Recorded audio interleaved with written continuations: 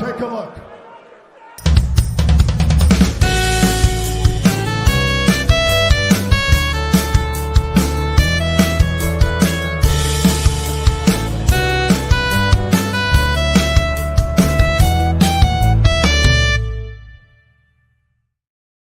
It's March 25th, 2024. I am at Joel Pearl. It's another Monday, which means we're back, which means we got 2 hours to kill, which means there was very minimal wrestling on our television this weekend, which means Jeremy Lambert and I are going to try and filibuster for the next 2 hours, 1.5, because we have a guest scheduled for 10:30 a.m. Eastern. Akira from MLW is going to join us, talk about War Chamber. Well, his match is actually after the War Chamber being taped for TV. We'll talk about that and a whole bunch of other stuff. Jeremy Lambert's here, of course. How you doing, buddy? I'm well. All right. It was good. We did this bit on Friday. I don't think we can do it again. I'm good, Joel. It's Monday. It's March 25th. It's the road to WrestleMania. Rhea Ripley's putting ass cheeks and faces. CM Punk is going to kiss Cody Rhodes. We got a great show today, all day, every day, 3 days a week. 24-hour stream. Is that what we're going to do? Maybe. All right, let's go. Sounds awful. Not doing it. What if we did that next week? What if we did that to kick off Mania week? Well, 24-hour stream. I won't be here on the Monday because why? What are you doing next Monday? So for those who don't keep track of the calendar, next weekend is the Easter long weekend. I'm back. Gives a fuck. Oh, sorry. Who cares about this bunny? Oh, I don't. First of all, I'm a Jew, but actually, I'm going to be in Ottawa again with my family, with my parents. So Friday, I can say this now. Friday, I will not be here. Jeremy knows this. It's not a surprise. I don't remember this, so that is fair. I will not be here on Friday. That's a travel day. But on Monday, there's a possibility that I will be here. If not, someone else will be. It's also main channel Monday going into WrestleMania. So me not being here, kind of not great. Yeah, it's a main channel Monday. Oh, it is April 1st. Oh, it's April Fool's Day. What if we act like we're on the main channel, but we're not on the main channel? What if we took over Busted Open on April Fool's? That would be funny, actually. I don't know. I don't feel like we got enough in with David LaGreca to do that. Well, I mean, he DM'd me his thoughts on other things. I can do that. Okay. All right. Sounds like a really bad idea. He'll be like, "What are you doing?" Listen, when our friends in our chat make us memes, you know we're in. That's how you know we've made it. I saw that was from Louis, our pal Louis Villa. He rules. He's fantastic. Yes. There's another one that was sent to us. I didn't want it, so it's from Professor Slick on our Discord. I want to use it because it looks so good, but I also want to make sure that we're cool to use it, and B, that it looks like they designed it. But maybe not, because the bubble is kind of superimposed. Okay, I'm gonna put it on this show because honestly I can. But let's take. Let me go to Discord. Also, leave your question of the day. Okay, that one's good. It's really good. I mean, so is Louis, because that's a great meme. But like, let's take. I'm gonna hold on. I'm gonna put this up here. Sorry for the audio listeners. You're just gonna have to watch the show in the first 3.5 minutes and find it. Okay, so this is the one from Professor Slick. This looks really good. I have to say, the design is perfect. That should be like our logo. I kind of want to use it for. We should put that on a T-shirt. It should be. The Greca crybabies. Louis got it. But that's the thing. So I want to use this because that particular one is also, I think, the right size for like podcast uploading. Right. I think it's the right square size, and I might see if I can shrink it down. I would love to use that as like our new podcast logo for when we do the audio stuff. I love it. Send your memes. You know what? You can use our Discord channel for your memes. Send us all your in the weeds is better than busted open stuff. We love it. I was on Mark Hoke's show yesterday. Great guy. I was trying to bury you, but he was putting over the show. And he's like, talks wrestling 3 days a week on the morning show. I was like, I don't know if we really talk wrestling. We try not to, honestly. I was like, this past week, we certainly did it. We're talking about, mobile activities, and things of that nature. Hockey. A lot of times we talked a lot of hockey last week. So yeah, allegedly we talk wrestling. We do have a question that we didn't get to last week. That's my bad. I'm already dropping the ball with the question. I just wasn't sure if we were going to do that every single episode. I'm fine with it. I just wasn't sure because we were having a busy day, a busy episode. True. But let's go ahead and do this. So SoCal Ace says, I'm curious what the greatest piece of life advice you guys have ever received. Joel, do you have a? Well, first of all, I'm going to out SoCal Ace because SoCal Ace is actually why Soulable. Oh, okay. Sorry, I'm doing that because you doxing. You're doxing by Soulable. His real name, by the way, is Jeff. I'm gonna get. So he's gonna send me a DM. Be like, you actually got my name right. Like, oh no, no. So I saw this question. And I still don't have the answer to it because I've been ruminating on it for so long. The best piece of life advice I've ever received. Yeah. How dare you? Oh God. I don't know. Mine is go. Don't do this show. And then it was good advice that I just didn't take. And isn't it ironic? Don't you think? I like that you at least went to the woman who also is from my hometown. Thank you for that. that was the layers to it, Joel. Went with a Canadian woman there. Yes, of course. Yeah. Do you actually have a piece of advice? You want to know my best piece of advice, Joel? Yeah. You really want to know it? I think Here's I know what it is. I know what it is. I guess that means you need to shut the fuck up. That's what I do if I don't have no army. I would fuck up. Shut the fuck up. Yep. There it is. There you go. Everyone knew. That's legitimately what it might be. Is just shut them up. I feel like it's now. Listen, Jeff Valley Driver is pointing out that it's now 15 minutes for the.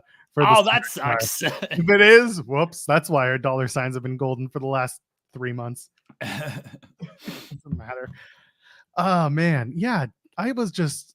It's funny because I'm open about like the therapy that I'm in, that I do it because I want to better myself, and it's not because of like childhood traumas or anything extreme. It's always just because I want to be the best version of myself today that I can be. So one of the things that I've talked about with my therapist was actually something that my mom used to say, and when I was in school, she would say, don't do too many group projects, because 9 times out of 10, one person ends up doing all the work and taking all the credits. And it doesn't have to be the same person, by the way. And she's like, you're best off doing the work yourself. Do hard work on your own and do it the best you can. And I take that today and I try to fix that in a better way. I'm not a great delegator. I'm not great at asking other people to do things and help out. There are certain people I can do that with because I know maybe it's a trust thing that I can get it done with, but I keep that in the back of my head all the time, is that the best work is the work you do yourself. But I amend that to add, always do the best work you can, knowing that others will help you when you need it. That's fair. I like that advice. That's actually like sound advice. For me, I just went full meme. Buddy, it took me a long ass time to get there. Like, not just in explaining, but also in understanding. So it takes time. A lot of reflection, a lot of people. I try to delegate and then people just disappoint me. So then I don't. That's fair. And that's the thing that I deal with, is that I don't want the disappointment. You and I talk about this too. I don't like rejection more than I really dislike rejection. Whereas one of your strengths is that you're not afraid to just reach out to anybody when we're trying to do an interview or get someone to talk to us. So for me, it's like you have that superpower that I don't. Yeah, because again, what are they gonna do? Say no? I'll be like, all right. A grudge against you next time you see them. You're that douchebag who wanted an interview. If that's how they feel, then I don't know. I don't know what to say about that. Like, I get it. I do. Oh man. By the way, the Sens won last night. They beat the Oilers 5-3. Oh, they the Oilers win. Yeah, well, you know who's won 9 straight? Joel Pearl. Don't put it in the paper that they've lost because it would be factually incorrect. the 2022 Stanley Cup champion, Colorado Avalanche. 9 straight wins, down 4-0 yesterday against the Penguins. Came back to win in overtime. Worth noting, they are on this win streak ever since I inaccurately said that they were losing. That's not true. They were on the win streak before you inaccurately said but it that. was only 2 games at that point. Now we're in the approaching 10 games. You put it on the internet that they lost, which was factually incorrect. And that lit a fire under them that continued this winning streak. I don't know if that's true, but sure. Ducks lost in OT, so I feel great. By which I mean I feel terrible and everything sucks.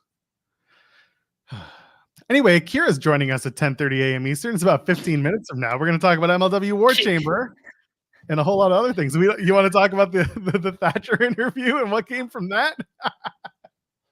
That was the funniest DM I've ever received from you, and I didn't know it. Go ahead. Great interview with Timothy Thatcher, by the way. I have nothing negative to say about the interaction and the conversation we had. So we interviewed Timothy Thatcher on Friday, which was a fantastic interview. It's up as a solo on Overbooked right now. Some articles should be coming out of it. I think one article is already out, but more articles should be coming out this week. A great interview. And one of the things we mentioned in the interview is, hey, do you think we can get Matt Riddle to defend his New Japan World TV title against you at War Chamber? And he's like, I don't know about all that and everything. But then I get the email from, the press releases that MLW puts out. Matt Riddle to defend MLW New Japan World TV title at MLW War Chamber. Sorry, I misspoke. But he's defending the title at War Chamber. I was like, oh, we made this happen. Look at us. And then it says, Matt Riddle is facing Kosei Fujita at War Chamber now, and the match with Thatcher is on the TV tapings. I was like, did we now screw that up? What did we do? Oh no. Our power. How do we influence MLW like that? Was Court watching and just like, oh, that's a great idea? Yeah.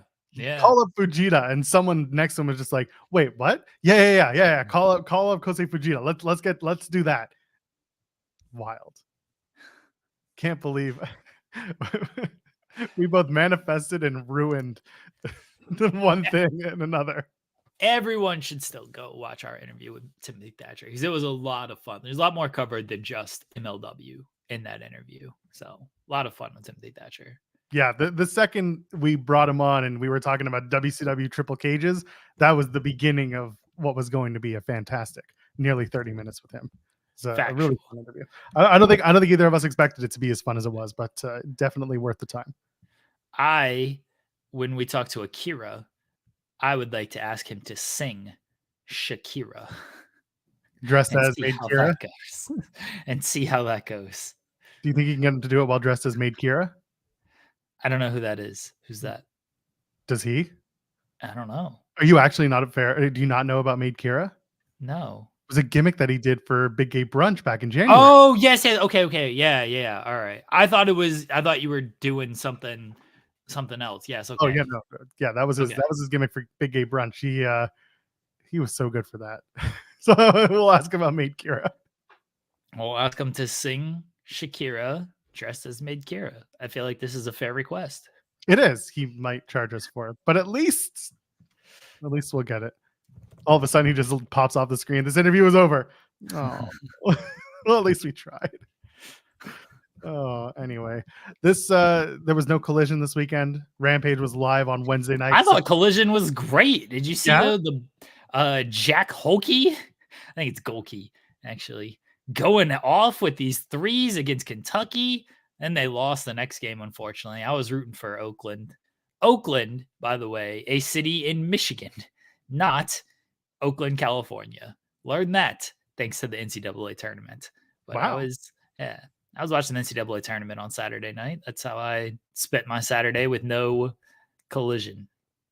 Our international listeners, viewers, I have a question, and you can put it in the chat, please. How have you guys, did you learn U.S. cities from wrestling? Because that's how I learned a lot of U.S. cities. and just maybe not the geographical locations, but certainly about like which towns are where. That's how I learned. I'm very curious about this. I learned a lot of words from wrestling. Not the Like, good ones though. yeah. Ones you shouldn't be saying. I did learn some of the cities. I also learned again, like certain words. I remember in like a college class that I was doing, one of the words, and this still applies to this day, was judgment. Like, does it have the E on judgment? And so that would trip up a lot of people. And I was like, well, WWE Judgment Day doesn't have an E, so I know how to spell this word. And now, of course, we have the Judgment Day, no E, so I still know how to spell it. But Well, yeah, I learned words thanks to wrestling. Wrestling has also taught me a lot of things, including this.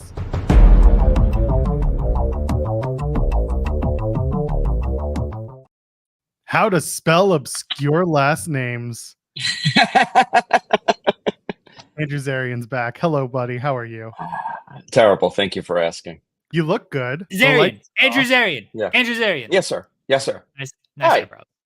Thank you. Nice eyebrows. Thank you.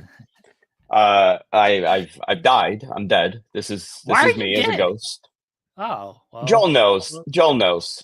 I do. He's Okay. he's a busy boy. Oh God. I kind of want to retire. I don't want to do this anymore. I just want to talk about wrestling. I've gotten no scoops. I have no wrestling info. I barely watched anything. My life has totally been derailed because my day job has consumed all. So hold on. You didn't see Yeah. that Mercedes Moné debuted in MLW last week? CEO. Wow, what's her name there? It's not. Yeah. Yeah, it's Selena De Laurenta over there. Yeah. Oh, nice CEO dance. Yeah, he's really working it. He keeps doing it. And God, suddenly look the at that. audience pulls out for him. Oh, you don't? Yeah. Yeah. Wow. He's gonna start voting. You got to do the next? CEO dance when talking about Mercedes Moné. Yeah. Apparently. Ain't gonna work for me, brother. So you're back. You're alive. You're well. Coward. No, I'm alive. I was in Vegas. For a weekend, which I have not been in Vegas for a weekend for a while, and I partied, which I haven't done in Vegas in years, even with all the years that I've gone. I was not a good boy. I was a bad boy. Oh, I no. stayed up very late. Yeah. Yep. And it looks like I'm going to be heading to Vegas a lot more. Oh no! That doesn't Yep, seem it like happened. it'll go well. It happened. Take me with you. No, you know what? I may be there for that April 20th show that TNA is putting on. Be there for Rebellion. You think they'll put you up at the Palms for that one? Maybe they'll put me up in the Palms for that one for Rebellion. No, I stay at Resort World now. That's my go-to. Where? Very convenient to the resorts. Oh yeah. Very convenient for the place I need to go. Okay. A hop, skipping away. Oh man, I don't know if I'm envious about you being there for Rebellion. I'm kind of several mindsets when it comes to TNA's current situation. So yeah. I'll give you a little inside baseball. I did Observer Live yesterday. Okay. Yesterday I pre-recorded it because my Sundays have become so inundated with kid stuff, you know. Of course. People are coming over. This is happening. This one's birthday, that one's birthday. So I pre-recorded early in the morning. We had a rager at my house, like we were in our 20s, on Saturday night. I didn't go to bed till 4:30 in the morning. I got up to do Observer Live, and I don't think I put words together. It took me 2 hours to record a 36-minute pre-recorded show where I had to do multiple segment retakes because I just couldn't articulate anything. I'm dying. If you see that video, death has arrived, and it's taking my soul while I'm doing Observer Live.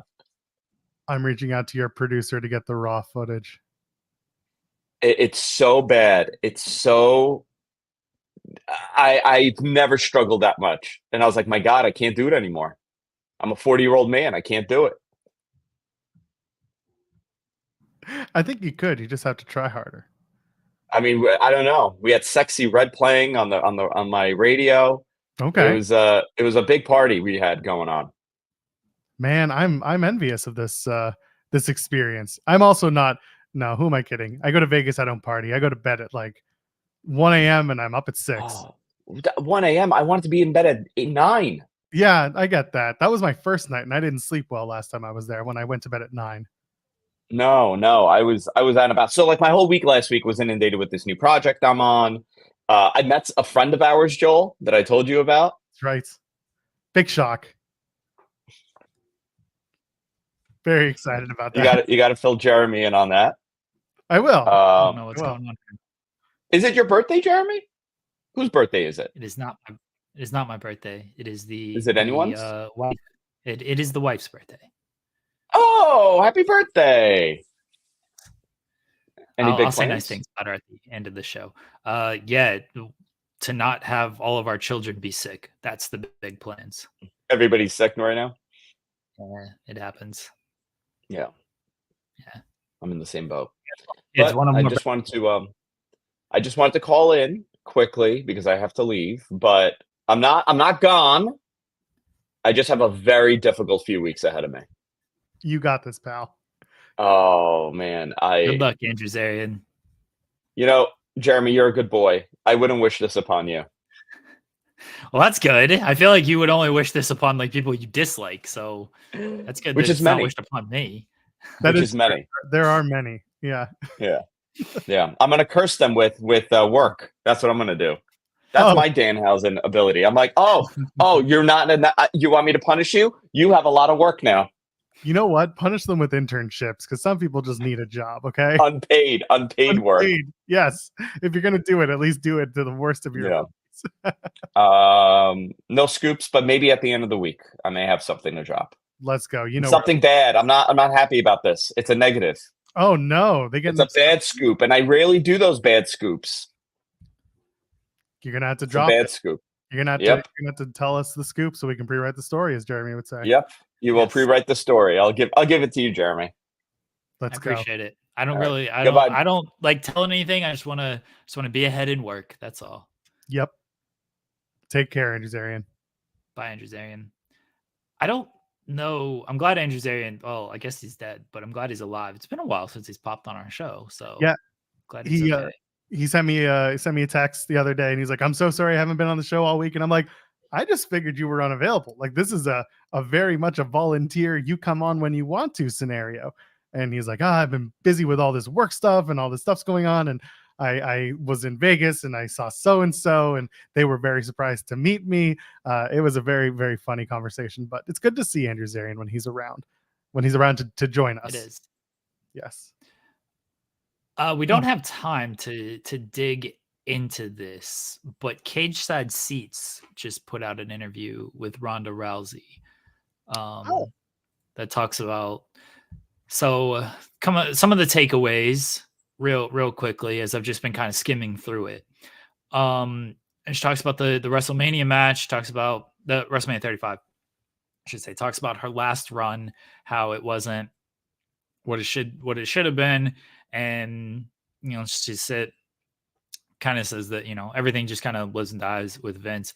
One of the big things, or a couple big things, I should say, WWE just refused to work with me at all. They refused to collaborate. They didn't want to talk to me about it. This was just about like her going into a singles match against Becky, which obviously never happened. They kept pushing it off until it finally got to the road to WrestleMania, and they're like, yeah, we're not going to do you versus Becky. She says, I'm like, all right, well then I'm leaving unless me and Shayna can tag. If you guys don't want to work with me, you don't want to do something extraordinary, you just want to do good enough every single night. I came here to have fun with my friends. Then she says, this is 39. So this is last year or 2 years ago. What year are we 39, at? 39 is last year. This is 40 coming up. Okay. All right. Sorry. 39 was last year. She's talking about the Charlotte and Rhea match. She says they weren't supposed to go that long. The whole time the referee is telling them to go backstage, and Charlotte threw her big dick on the table and said, no, we're going to do this awesome fucking match. And that's what the women are dealing with. They're not allowed to show how fucking amazing they are because, oh, the crowd's going to be tired for the guys match afterward. That's bullshit. So she says, I had a long sit down with Triple H and was like, I can't be associated with mediocrity. And that's what they seemed to be happy with at the time. And I hope that is different now, but I can't say that I've ever experienced it any other way.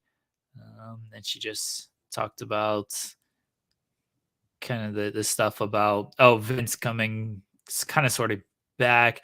I'm glad it's getting turned around. Triple H has been great towards the women in the company and really believing in us. He's the whole reason I was there because he believed in me. I really wish my last run was under Triple H running things and Vince being gone. And that's kind of the big takeaways from everything. And at the end, she says, if I came back, I might have like an indie rowdy run or something like that. Yeah. Shout out to Rick Ucchino, who did this interview and put together this article. So go check that out, Cage Side Seats. Maybe we can get Ucchino on in the second hour. I would love that if he's available. We love Rick Ucchino here on the show. Let me send this to Ucchino and see if he can join us. I'm sure he's going to be inundated with many people requesting. Probably, but he likes cares us about others. We're the important ones here. Yeah, who cares about others? That's right. If Busted Open reaches out to him, he says no. Who cares about the other people around here? We can dig a little bit further into that. I know on Friday we talked a little bit about the book and the excerpts, so we'll dig a little bit into that. It'd be great if Rick Ucchino can join us. But for now, when he gets here, Akira is going to talk about some MLW War Chamber with us, and of course, he's got a War Chamber match of his own. The night, well, it's going to air later. It's the same night, but it's for TV taping. So we'll talk to him about that. He's going to be on a team with Raven coming back to the ring for this MLW show. That's going to be really cool. So looking forward to talking to him about that very shortly. But yeah, this is very interesting. The message has been sent to Rick. He replied to my initial message, which was just Rick. As people know, when I DM them, I usually just like put their first name there. Just like factual. That's it. Yeah. And then I said, if you're free at any point between 11 and noon, come join us to talk about the Rousey interview. So we shall see if he does join us anytime in the final hour. And if he doesn't, we'll just have to give him the bury him. Oh yeah, I was gonna say the Rhea Ripley cheek incident. That's what he gets. Well, I mean, depending on who's performing, that's me. Oh, then no, that's not good. Yeah, we're here to make sure he shows up, not that he doesn't. Yeah, nobody wants that. Yeah, exactly. He won't show up if it's someone who would be better about this, with the cheeks. If it's me, he'll be here with bells on so that he knows that the cheeks aren't coming for him. All right. He says he might be able to join us. So we'll see. Tell him if he doesn't, there's some cheeks over here with his name on it. Don't tell him that. I will say, Joel says he will stink face you if you don't show up. There. It's out there now. It's well established. I'll do it if I have to. I'll do it for the people. All right. Well, there you go. The people are always here for us. But yeah, we'll talk about that. That's a hell of a threat. You stink facing somebody. Hey man, all I'm saying is I'm a serious individual, but I'll turn it on if y'all need it. Yeah. Speaking of stink face, you know who I need to stop showing up on my timeline? Who? Rikishi. No. More of this. Now apparently. Can you repeat that, please? Oh, Rikishi's a podcast. Oh, is that why you keep showing up? I guess. My internet's been cutting in and out. I apologize. It's okay. That was the first actual blip that we had where I had to ask you to repeat. It was during the Zarian interview. During the Zarian interview, it was kind of spotty. I'm a little bit concerned. We'll joins us. We'll be fine. We'll just kick everyone off the internet for now. Change the passwords and everything. Yeah. Anyway, Rikishi. I need him to stop making comments about the WrestleMania match between his sons. We need to get him out of here. Because I'm sick of him being. First of all, this headline, was this you? Was this you? Has to be. No, probably not. Was it? No, it's Colin. Okay, we like Colin. Yeah. He's fine. Rikishi wants Jey Uso and Jimmy Uso to come out of their match at WrestleMania 40 holding hands. I know that this is what All right, they Rikishi's should. saying. For Christ's sake, it's like Code of honor. They should Code of- adhere to the code of honor. Yeah. That's always my favorite bit in Ring of Honor right now is when someone gets beat so bad that they've been pinned and they're still out, they're on the canvas, and then the babyface who won in a grueling matchup goes over and like lifts up their hand and shakes it while it's limp on the floor. That's my favorite. Uno did that recently. I loved it. Anyway, I like Evil Uno. He's a good dude. My interview with him drops sometime very soon. He was wrestling on Alpha One last night. He won a title. Our pal Mike from Indeed was there. He'll tell us all about it on their show this week, I'm sure. There you go. Our guest is getting ready. When he's ready, he'll give me a thumbs up and we'll do the thing. He did. Oh my goodness, it works every time. It's like Sex Panther. Anyway, looking forward to this conversation. This Friday, March 29th in St. Petersburg, Florida, MLW War Chamber is live, but after the show, they're going to be taping some TV, and that's where this man becomes very important. He's in a War Chamber match, my mistake. He's got a very big one. We'll let him talk about it along with a lot of other stuff. Ladies, gentlemen, from MLW, Akira joins us now. Good morning. Hi, guys. How's it going? Doing well. How are you? Oh, it's a cold Monday morning in New York. I just went and picked up Masha. We went and got bagels, and now I'm here. Very important question. What kind of bagels are we eating here? Pumpernickel, everything. Oh, let's go. Pumpernickel. Oh, yeah, Wow. pumpernickel. I've never had that. Apparently, I got to try this. For years, I remember, like, as a kid, there was that song, something like Pumpernickel Bread, whatever, and now I'm finally living the dream, and I'm finally eating that from my childhood. And it's actually good. I didn't know I'd ever want, like, a pickle flavored bagel, but here we are. I guess this is adulthood. They're delicious. Well, now hold on. More importantly than all that, so I'm in Toronto. I also happen to be a Jew, so I'm a connoisseur of this. Are we doing Montreal bagels or are we doing New York bagels? What do we prefer? I've never had a Montreal bagel. Really? You do a lot of traveling. I'm surprised. I don't think I've ever wrestled in Montreal. I think I've maybe like gone through Montreal, but it was never for a longer period of time where I could go and get a bagel. So Okay. I've had basically just New York. I went from Indiana where there was no good bagels. There's nothing for miles to New York where everything is right there. And I literally walk right down the street. There's a bagel shop. There's the movie theater. There's everything that I need. So I very much enjoyed the New York bagel, but I'm looking forward to having a Montreal bagel eventually. All right. We got MLW War Chamber coming up this week. You're part of the B in Sports portion of the card, but you are part of the War Chamber match itself, teaming with Raven, Jimmy Lloyd, Jake Christ against the Calling, those dastardly jerks in the Calling. What can fans expect from the War Chamber match and Raven getting back in the ring? Well, first off, you're going to expect a bunch of people from Ohio getting the crap kicked out of them because we can't stand people from Ohio besides Jake Christ. We love Jake Christ. But I think there's a reason why we're on the B in Sports section. We're on the YouTube section because we're going to go a little wilder, a little crazier than what you're going to see on the pay-per-view. We're getting our own special slot just for our little brand of ultra violence because you also look at the two War Chambers. It's two completely different kinds of scenarios, different kinds of strategies. The first War Chamber, you've got Kojima, SGC, and on the opposite you have WTF. I don't think those guys are going to get too deep into blood and guts, that vein of pro wrestling. But it's going to be a war. But I'm thinking more like a mid WCW 90s kind of War Chamber, war games, gimmick infringement kind of thing. With us, I'd say expect Cage of Death. All of your matches just about in MLW. Certainly recently, we got death matches, we got Taipei street fights, or Taipei glass matches. We do have street fights, death machine rules, ladder matches. It's like it's not an Akira match unless we got something where somebody's gonna bleed and get really hurt. Hey, well, let's be clear here. I had the scramble match. I didn't bring any weapons into that match. Love Doug might have, but I didn't.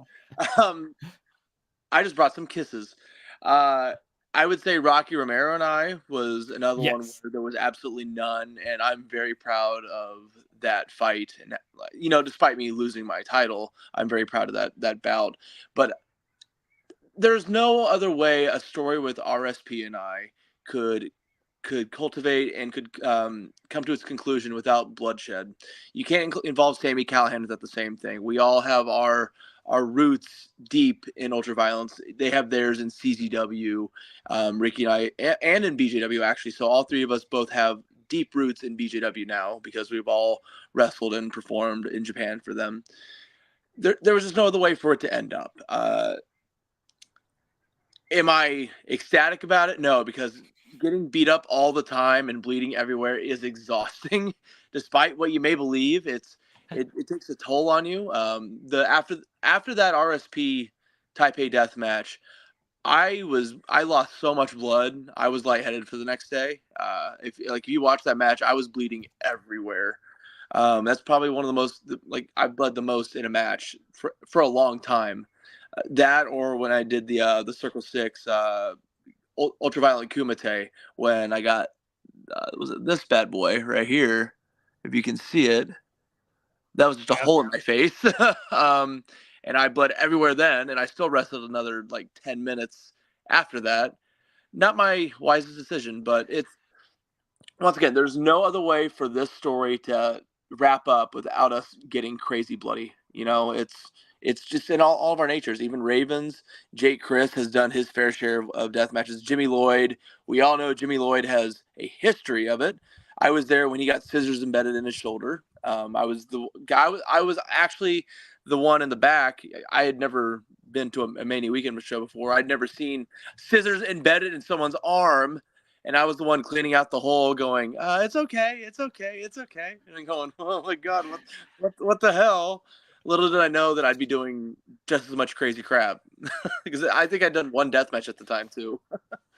It's funny because you mentioned you can expect ultra violence. My reaction was kind of okay, as in yeah, no, this is what I'm used to from Akira. So with good that ultra violence too, not absolutely, not just swinging stuff to swing stuff. It's all of my death matches, even the ones at MLW, have always been wrestling laced. The Taipei was very much more of a Memphis brawl, if anything, but there was wrestling laced in between everywhere.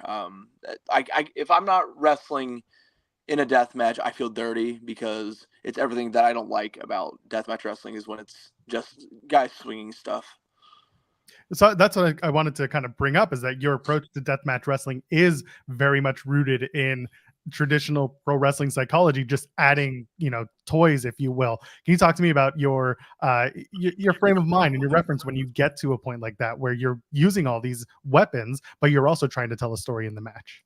So it's always interesting because I started to get more notoriety with deathmatch. People just assumed that I was just a yard or whatever, and I've never yarded a day in my life. I think the only time I've ever yarded was for the GCW backyard show, and I got paid for that. So I'm the most successful backyarder ever. I did it one time and I got paid for it.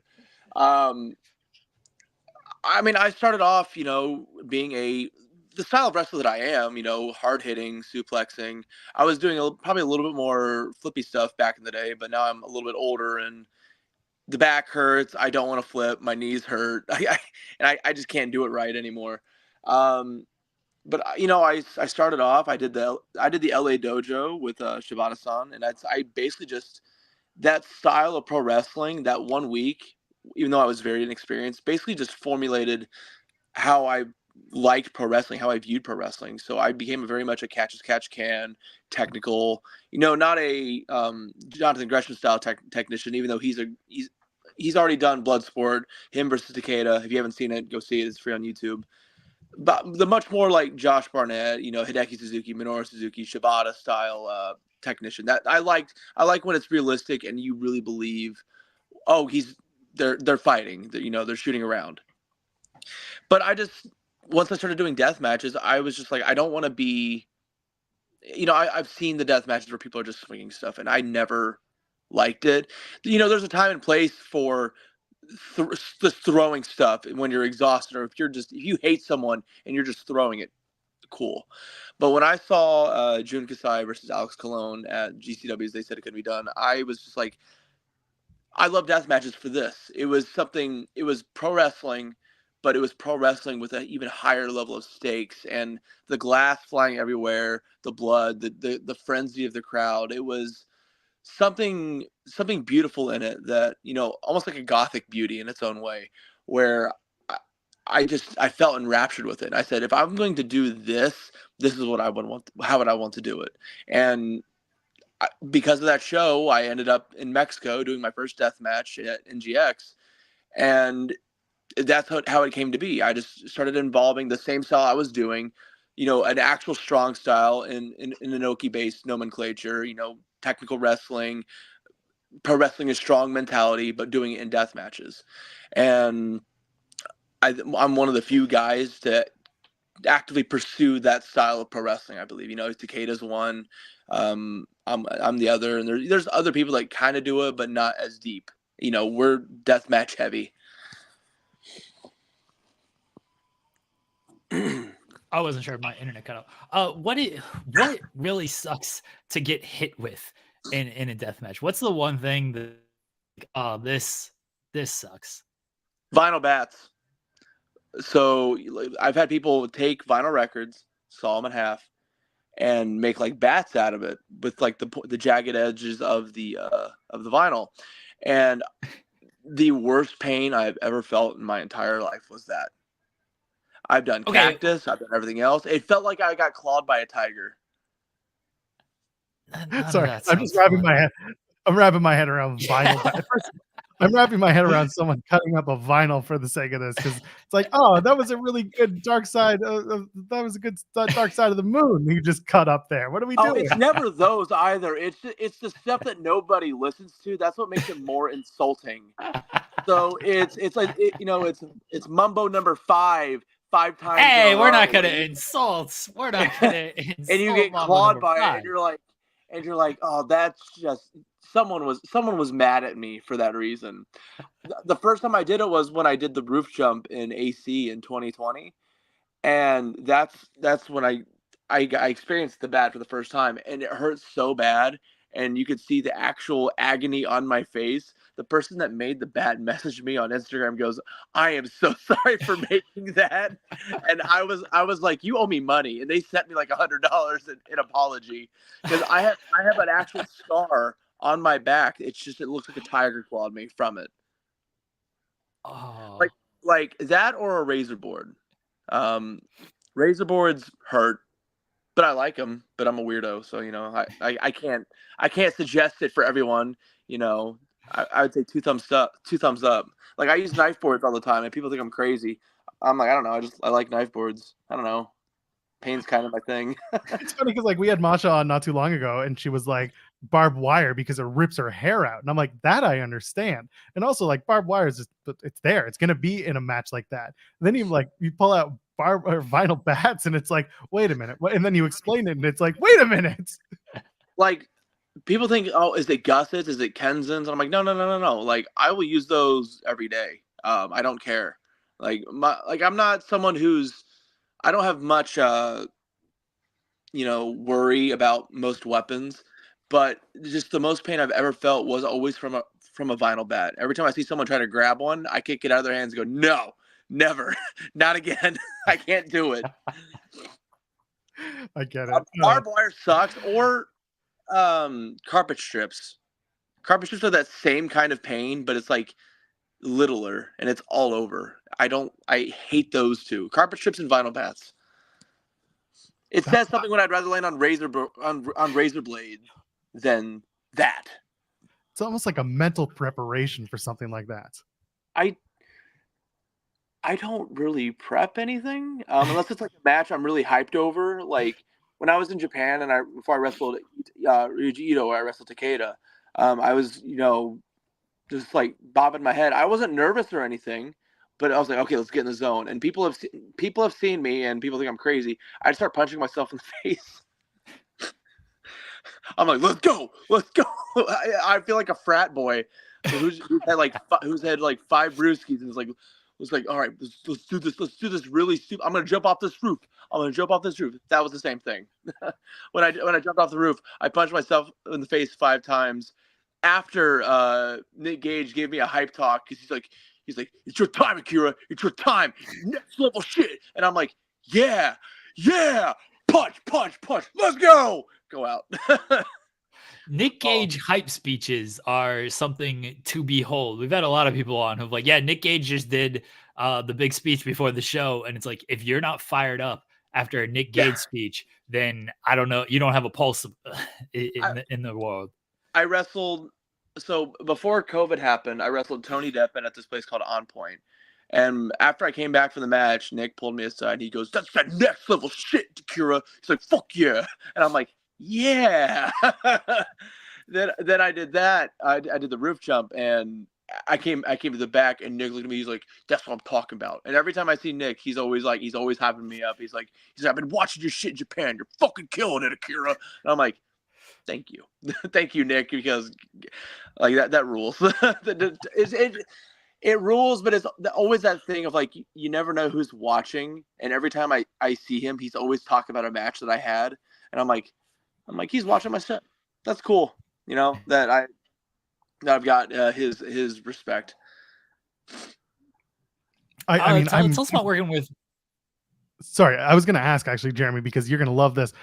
Smelling salts, any experience with that? Because our pal Josh Bishop, who's also on the card, has some experience with some smelling salts. Okay, not with Josh Bishop, but it was I think I was 1 year in 2019. Shane Mercer has this horrible habit of like pranking people and just doing stuff to surprise them, whether it's, you know, a ghost pepper chip or something like that. And he goes, "Hey, Akira, come here, Akira, come here." And I go, "What, Shane?" And now Shane's a crazy person, so I'm prepared for whatever it may be. He's going to show me live leaks or something. I'm like, "What are you going to show me, Shane?" And he goes, "Come here." He brings this. He's like, "You like M&Ms?" I go, "Yeah." He's like, "Here, try this." Opens it right in my nose, and I go, "Oh!" I shoved it away, and I'm like, "I hate you. This is why we don't hang out anymore, because you do this kind of crap. I can't trust you." And he goes, "You love me." And I go, "That's not the point, Shane. You're crazy." I've seen Josh Bishop do the thing, but I did it with Shane. So whenever someone says, "Hey, sniff this or taste this," I go, "No, I'm good. Thank you." Yes, Bishop notoriously will go around and do that to unsuspecting people as well. So stay away from him if he asks you. He might have tried to do it to me, and I said, "Mercer's already done this to me. No." And I think he just gave me a look, and I'm like, "Yeah, no, not doing that again. I'm good." Tell us about working with Raven in MLW.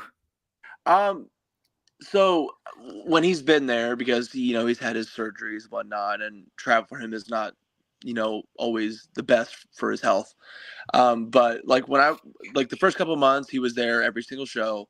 And I'm going to be perfectly honest. Before I came to MLW, I never really cut promos. I never really did that stuff. I just, you know, people just came off of my name alone, and I was okay with that. But obviously when you get to TV, it's like, you gotta learn how to cut a promo. You gotta learn all the ins and outs of, you know, television pro wrestling, which I'd never really done. You know, IWTV is not really television pro wrestling. A lot of the guys don't wrestle for like a television style pro wrestling on IWTV.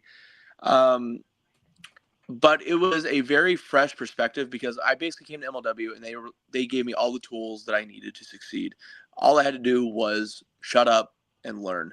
And Raven was one of those things. I just my style of working. I talked about character. I talked about promos, and we sat there, and like whenever I see him, we'll sit there and we'll talk about stuff. Even at this last taping that we did, we were recording stuff. I was just picking his mind, asking some questions, or I gave my thoughts on something, and it was really cool when he agreed with some of the things that I was saying, because I felt like I've learned something in the last year and 2 months of me working with MLW.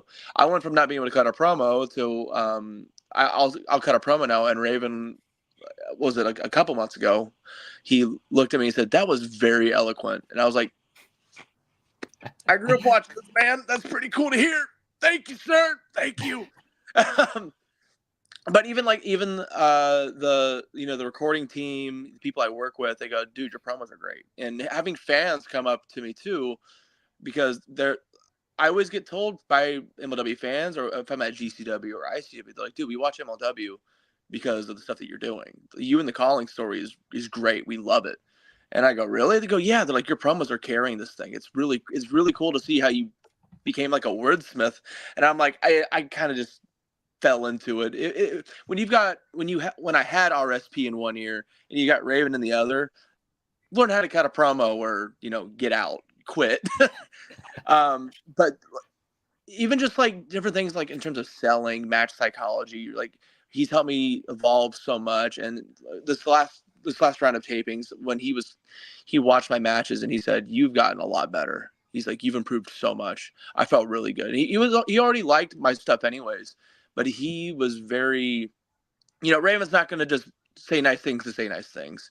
It felt nice to earn those things from the man. And, I just want to keep building upon that because, he does like me. I do believe. And, I've got his little stamp by my name for the rest of my career now because of this story.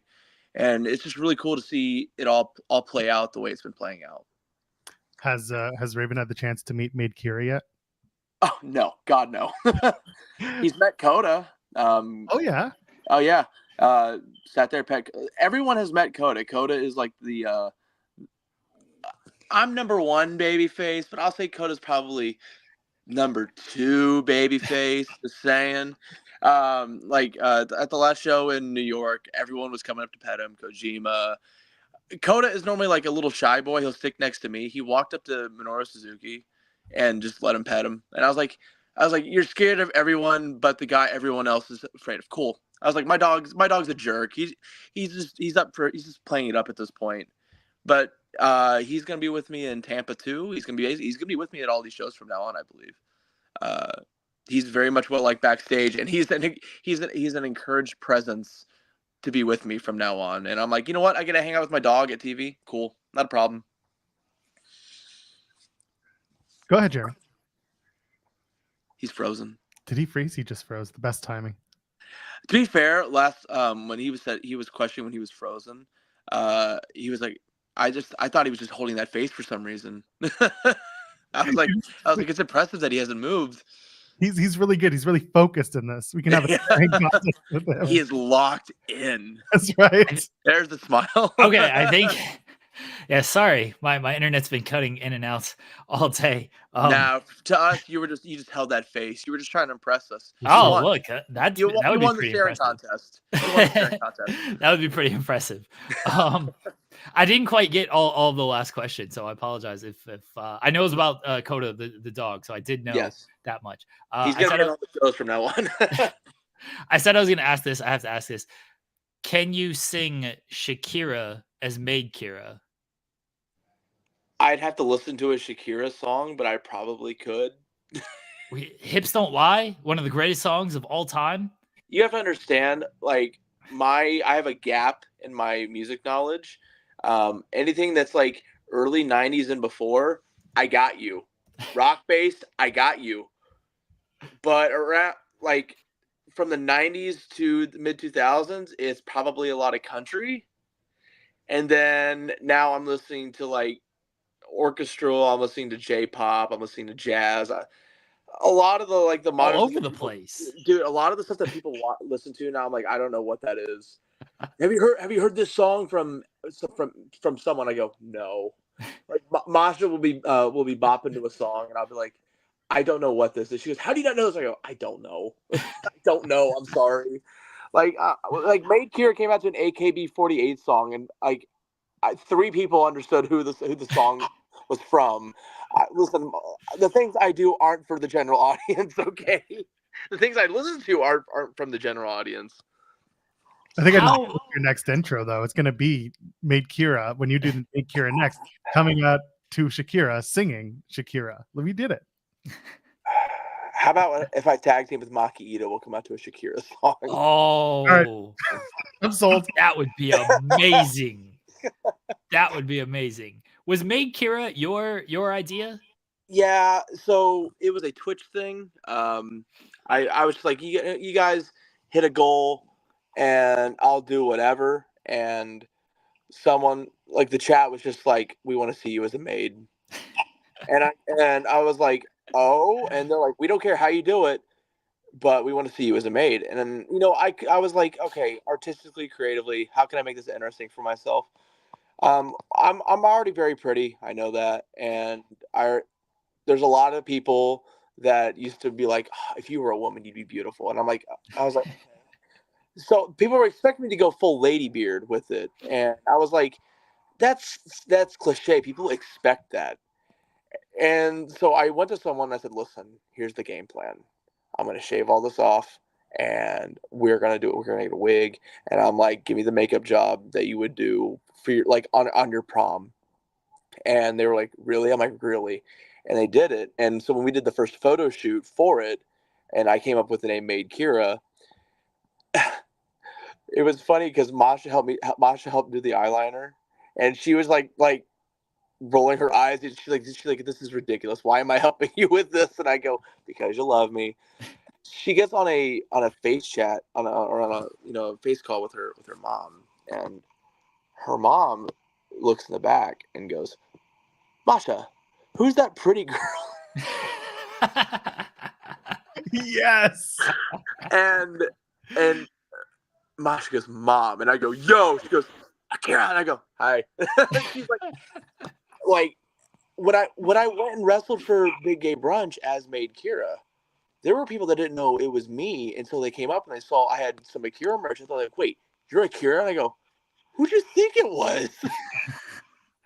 Like, and when I did it on the stream, people were pissed.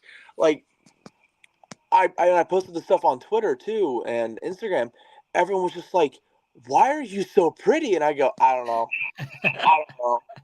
Like I put on the maid outfit with the stuff, and like Masha and everyone was just looking at me like, "Why do you look good?" And I go, "I don't know, I don't know." You're asking me questions that I'll have to ask God one day. And you wrestled in Crocs. Good on you. Oh, I wrestled in Crocs. I wrestled great in Crocs. I flipped those things off doing kicks, and everyone was like, "Ooh, look at the style!" And I also had my elephant underwear. Let's go. Our pal Cam Hawkins is here, by the way. Says I met this Zimmer. I've heard he's dressed like a browser scene. Oh, fuck you!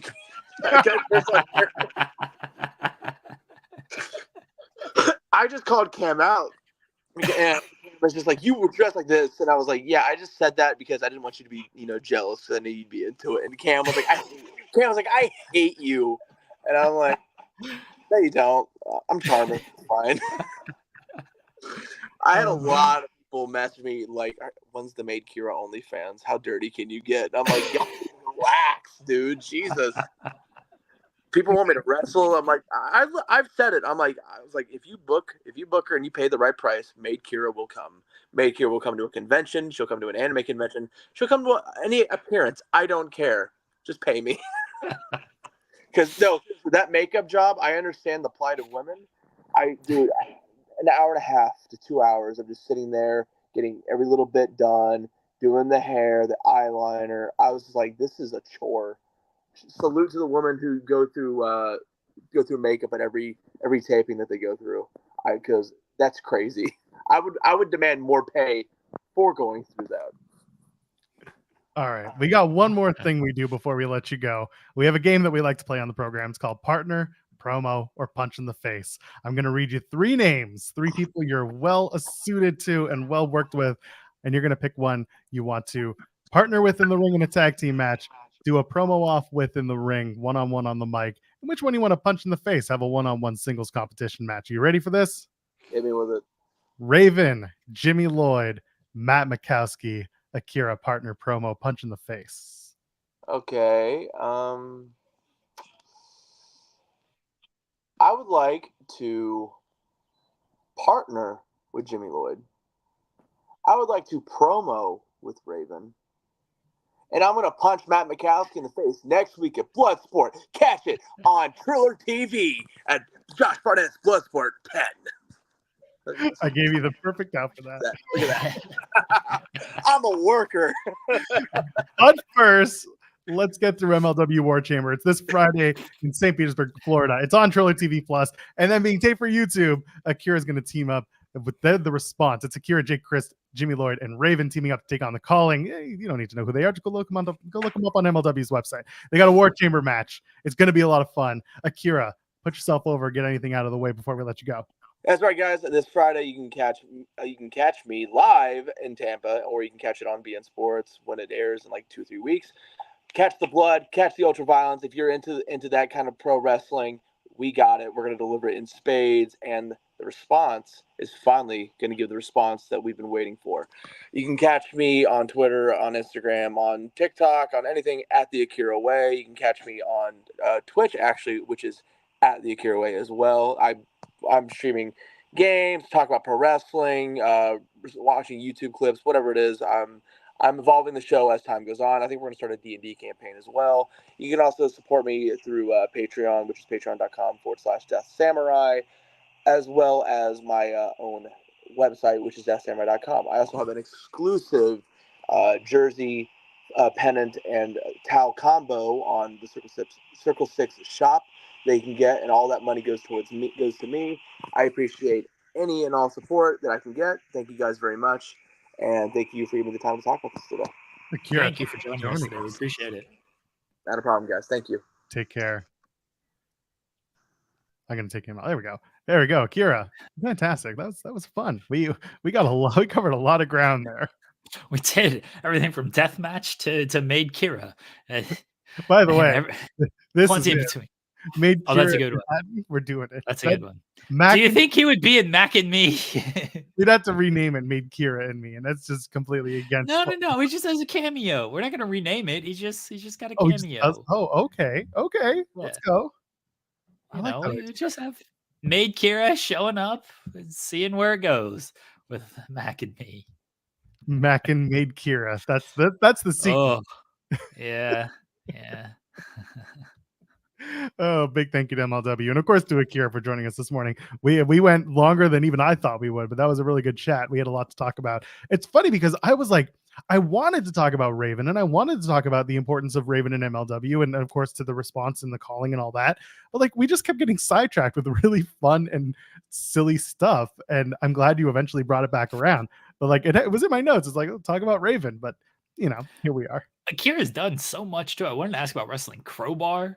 Yeah. Which Crowbar's pretty active. He's not doing like one-offs or anything, but that's still not a guy you would think is facing people, like just going around the independent scene and everything. Crowbar is still doing it, like age 50, falling off cages or climbing cages and then jumping off of cages. At age, it was 49, I think, at the time. But yeah, I wanted to ask about wrestling Crowbar in Bloodsport. I'm glad you did ask about Mikowski, because he is facing Mikowski at Bloodsport. Matt Mikowski's been on Spotlight before. He's really fun. So I always love Bloodsport questions. So yeah, there was a lot of ground to cover with Akira. It doesn't feel like we covered anything, but covered everything at the same time.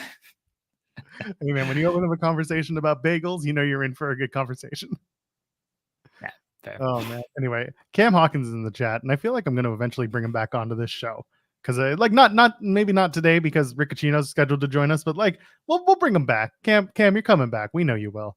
Someone needs to melt down about Trick and Mello in the main event at Stand and Deliver, right? Because it ain't us. Cam is. He said he's already preparing himself for that one. Trick and Mello fighting, sad times. The way they have split, they're gonna have a great match in the main event, though. Yeah. It's hard out here for Cam. It is. Cam's out here ripping his shirt and sitting on small chairs. The Jews in the room will understand that reference. It's gonna be fun. But yeah, we'll have Cam on soon. We appreciate when he pops in. Again, we're hoping that Ucchino is going to join us to talk a little bit about the Ronda Rousey exclusive that he just dropped. He had a conversation with her ahead of her book dropping very soon. There's been a lot of Ronda Rousey in the news lately, so looking forward to potentially having him join us. And where else do you want to go from here? There's plenty to talk about. We probably should talk about at least a little bit from SmackDown on Friday. Talk about Roman Reigns. What happened on that show? I don't know. There was who were those two really big dudes coming out with like 3 other people, including a guy with the Hall of Fame ring on 2 fingers. Who are those guys? They were big. They got beat, but like they were big. And they lost. Who cares? Yeah, they did. Well, looks like we're not going to have that chat anyway. The other chat showed up on time. If he's ready, give me a thumbs up if you're good to go. Oh, let's do it. Okay. You know him from everywhere, but today we're going to call from cage side seats. Ucchino's here. Hello. What up, guys? There we go. That'll work. How's it going? Professional. Hello, Rick, how are you? I'm hanging in there. It's a busy Monday, but I'm making some time for you. When Jeremy Lambert sends me a request and tells me to get my ass in here, I'm gonna get my ass in here. It was the threat of Joel stink facing you is what really brought you here. Never been happier to not have a passport. Honestly, just I can come to you. I have a passport. Don't threaten me with a good time, Joel. All right. Rick, this came out while we were on air, and I was able to read part of it. The quotes and everything. The interview with Ronda Rousey, she said some things. Yes. Specifically the stuff that stood out was, one, the concussion stuff that she talked about. 2, the kind of the relationship with Vince and how it differed from Triple H. And 3, Charlotte swinging her big old dick around to go long at WrestleMania. What a lie. Yeah. What? Yeah, she did not mince any words. And but when I tell you guys, like, this was not the article I had planned on writing today. This took a complete 180. I asked her, hey, tell me a little bit about your book. And things got rolling from there. It was supposed to be a 15-minute conversation. We ended up talking well over a half hour. And yeah, she's been holding some things back over the last few years. So she is promoting the book and everything. And what was your takeaways overall from the interview and just what she said? Obviously very candid, and she's obviously very strongly opinionated about some things, and she has her belief about some things, and I'm sure people will disagree with a few of those. I mean, she tends to believe that Vince McMahon was more heavily involved before he was removed by Ari Emanuel. At least that's the vibe that I got. Than others believed. I think anybody who's watched the product on a regular basis over the last few years, like we all have, we can kind of tell when Vince was putting his influence on things and when he wasn't. And it was no coincidence that, like the first Monday after that Ari Emanuel news broke that Vince was taken out of creative, like all of a sudden, hey, Johnny Gargano's back, and here's JD McDonough, and oh yeah, here's the entire Raw women's locker room. So we can all see the changes and the influence that Vince had during that time. And Ronda very, very opinionated on it. And frankly, said Vince McMahon, I'm paraphrasing here, ruined her time in WWE for the most part. She came there to have fun, very quickly lost track of why she signed with the company in the first place, and developed a lot of anxiety and did not enjoy her time working there. Flat out said, hey, look, I came back to have a singles match with Becky Lynch. And it seemed like there was very little interest, according to her, on WWE side in putting that match together. It's really strange to me because that was where a lot of people's heads were at in terms of talking about what's next for Ronda Rousey, and this should have been it. Did anything else kind of take you by surprise in that conversation you had with her that maybe you didn't expect her to just kind of blurt out in the moments? I mean, the Charlotte big dick line, that was unprompted for sure. I was trying to steer the conversation a little bit toward WrestleMania 35, and her take on it was she was not thrilled with the amount of actual prep time that they had for that match. Now, I have read Becky's memoir, which comes out tomorrow. I'll be releasing a review of that tomorrow. But, she made mention of the fact that it was an absolute circus surrounding that match. A lot of historical significance, a lot of factors in, them having obligations in the chaos of WrestleMania week. She mentioned that in her book. Rousey kind of took it as like the match was secondary to pretty much anything that was happening. She basically got a fraction of the amount of time to prepare for this match. By the way, she had never had a triple threat match before, that she did to get set for WrestleMania 34. And she wishes she had the same amount of prep time that she did at WrestleMania 34 for WrestleMania 35. And she felt like the match was just good enough, and that WWE was happy with that match just being good enough when it could have been so much more if they had had more time to prepare. They didn't start even like planning out the match until like the night before, and even like the hours leading up to that match. And then of course she ends up having to tag, or saying, I want to tag with Shayna Baszler if you're not going to give me my WrestleMania match. Yeah, that was the other big thing, was she basically gave WWE an ultimatum. According to her, they drug her along. They kept her in the dark about the whole Becky Lynch thing. Timing maybe didn't necessarily line up with Becky behind the scenes pushing to put Bianca over at WrestleMania that year. So, okay, sure, you come back, you start with Charlotte, that makes sense. But eventually, you would think WWE would get to Rousey and Becky Lynch, and Rousey says they pretty much kept her in the dark, and the whole situation kept dragging her along, and then came to be WrestleMania season again, and they're like, yeah, we're not doing you and Becky. And she was like, basically like, F you people, I'm leaving if I can't tag with Shayna. Because again, she showed up because she wanted to have fun. So she's like, if you're not going to do this big match that everybody wants that makes a ton of sense, at least let me have fun or I'm going home. And right around the same time, she drops that belt to Charlotte in a pseudo Money in the Bank cash-in type situation where she gets goaded into defending it seconds after she beat Raquel Rodriguez. And then Ronda takes some time off. She comes back and she's tagging with Shayna, and that's started her exit to the company. I know Becky has said that WWE thought that moment was sort of evergreen, her against Ronda, and then they learned that it wasn't because the crowd was a little bit cooler. Look, her second run was what it was. We're talking about Ronda here. I don't know how much it seems like they were clearly on a different page, but she also didn't seem interested in too many things, and probably because it seems like behind the scenes things weren't going so well. So I probably wouldn't be interested in that either. Did she talk at all about the finale with Shayna Baszler and what she thought about that match? Yes, and that again, a half hour long interview. There were a lot of quotes, and the conversation I had with her about the Ford Field match is something that's going to come out in a later piece because there was just too much to put into the article. But what I'll say is that match between them was their love letter to mixed martial arts. I know it didn't translate well with a lot of wrestling fans, and Ronda doesn't give a damn about that. And she said, look, that was, if I'm remembering correctly, the most fun that she had in WWE easily in that second run. And it reminded her toward the end of why she signed with the company in the first place. Yeah, I'm curious about when I hear it, the indie rowdy run that she kind of refers to, if that's something she's legitimately excited to do or potentially down the road, or if that's kind of her being like, you never say never. It's kind of a never say never type of situation. She gave Triple H glowing reviews. We hear Bayley talking about an interview with our buddy Alex McCarthy about, how things are so much better with Triple H now in charge. And she said, hey, I wish my last run, it was Triple H fully in charge. And I'm like, well, does that mean that you would come back and, have a third run with Triple H in charge if, you're fully convinced that Vince is gone? And she's like, look, man, she's 37 years old. She's living on a farm. She's retired. She don't have to do a damn thing. If she wants to come back, it's going to be something where it's going to be low key. She's going to put her hair up in a ponytail. She's going to have some fun with her friends and not have to worry about the scrutiny of millions of people watching.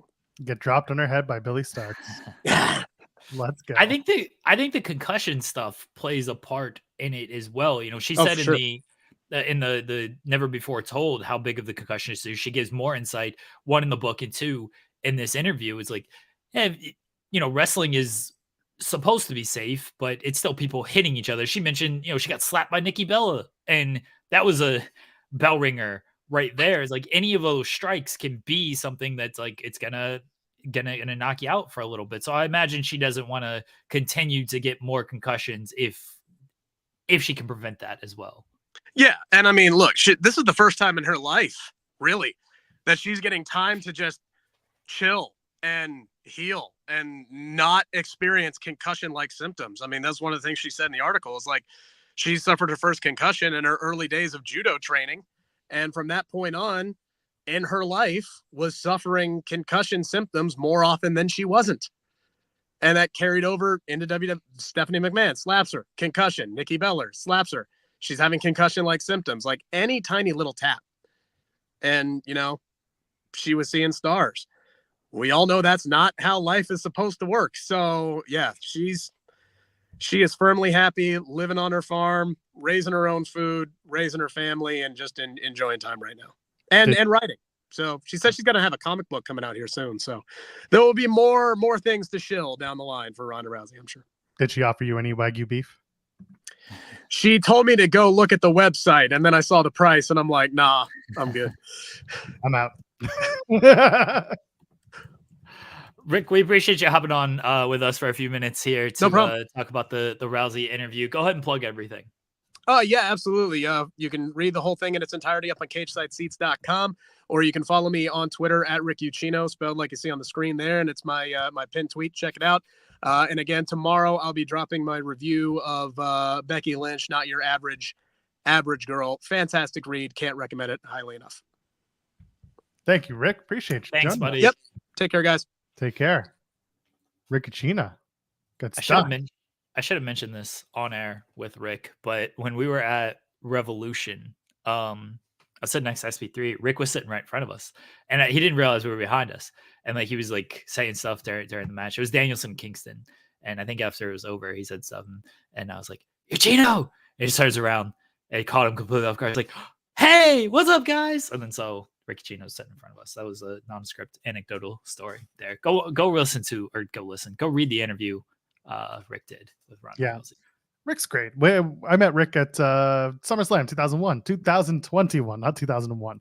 I wish I had been in 2001. But anyway, we met in Vegas at SummerSlam. The way I talk about Vegas, it's like I have a part-time residency there. If I had my way, maybe I would, but I don't. But yeah, we met on the floors of the Mandalay Bay casino floor. Yeah, that's where we met because we had to go to the actual WWE show. That was that day. First time I actually met Rick, I gave him a V-trigger. That was at the Cleveland show, I remember. SmackDown, and he was willing to take the V-trigger from me, which is very fun. So that was the first time I actually met him. You almost took out a child at the same time in that. Well, shouldn't have been in the way. That's true. You got to get out of the way when you're taking those V-triggers. Speaking of V-triggers, I saw that AEW Collision will not be going up against WrestleMania Night 1. It's going to air at 11:30 p.m. Eastern on TNT. I thought it was 11 a.m. and I was way more excited about that. I was like, let's go. Let's just go ahead and get this out of the way. Now, instead, it's like, oh, cool. Now we're going to have a show that airs at 11:30 and run till 1:30. Thanks a lot. You never show your knees like that. I'm here for church going Cam over here. This guy's he's offended by everything. Yeah, they'll do Collision after dark. 11 a.m. Collision doesn't work though because you got to do the whole. You got to do the stand and deliver. You want to go up against stand and deliver? Yeah, that's better than Mania's not ending at 11:30. No, that show's going until midnight. Yeah, that's fine. The first half hour is going to be a promo segment, so it's okay. I mean, whatever. I prepared myself to get absolutely no sleep beginning a week from today anyway, so it's fine. Yeah, it tapes. It's a tape show. It's not live. By Solable being all like, I'm on the West Coast. Yeah, well, this time it works. Normally it doesn't. What time do you wake up to watch this show, huh? 7 a.m. and way too early. That's right. Way too early. We appreciate y'all. All right, let's talk about the Cody Rhodes stuff, and then we can talk about whatever else is left for the day. So Cody and Roman, they had their face-to-face. Yeah. And it went exactly as we said it should have, which was no physical interference. Of course, we know how it ended with everyone showing up, setting up the inevitable pre-WrestleMania 6-man tag that I hope they don't do. And I talked about this actually with Zach Haydorn on his show, where it's like, at another time when Vince was booking, this would have been a 6-man tag. And I said, yeah, that's a fire 6-man tag. Like, take The Rock out and you do Solo, Jimmy, and Roman versus Seth, Cody, and Jay. Like, that's great. Or you could have done, Gunter at one point if you had to do the Intercontinental Championship match in there. But either way, then hopefully they're not going to do it. But if they do, it's a pretty fire match. But the whole thing is Roman calling Cody a politician, saying you take kids out of the aisle to go take photos with them and give them your shoes and all that stuff. And I'm thinking to myself, like, yeah, Roman, he's doing the things that you didn't want to do when you were a babyface champion. This is great. The fodder was there. Not the father. Cody talked about the father, but the fodder, Fodder. That was there. And that was pretty good stuff. I didn't hate it. I understand why people are like, it wasn't for me. In the pantheon of the promos that they've cut leading into WrestleMania, this was not the hottest, but this was the one that was most, in my opinion, storyline driven for the one-on-one match. And it's about time we start getting there. Next one is Rock and Seth. We got to do that on April 1st. Your thoughts on the SmackDown promo? Thought it was kind of weak.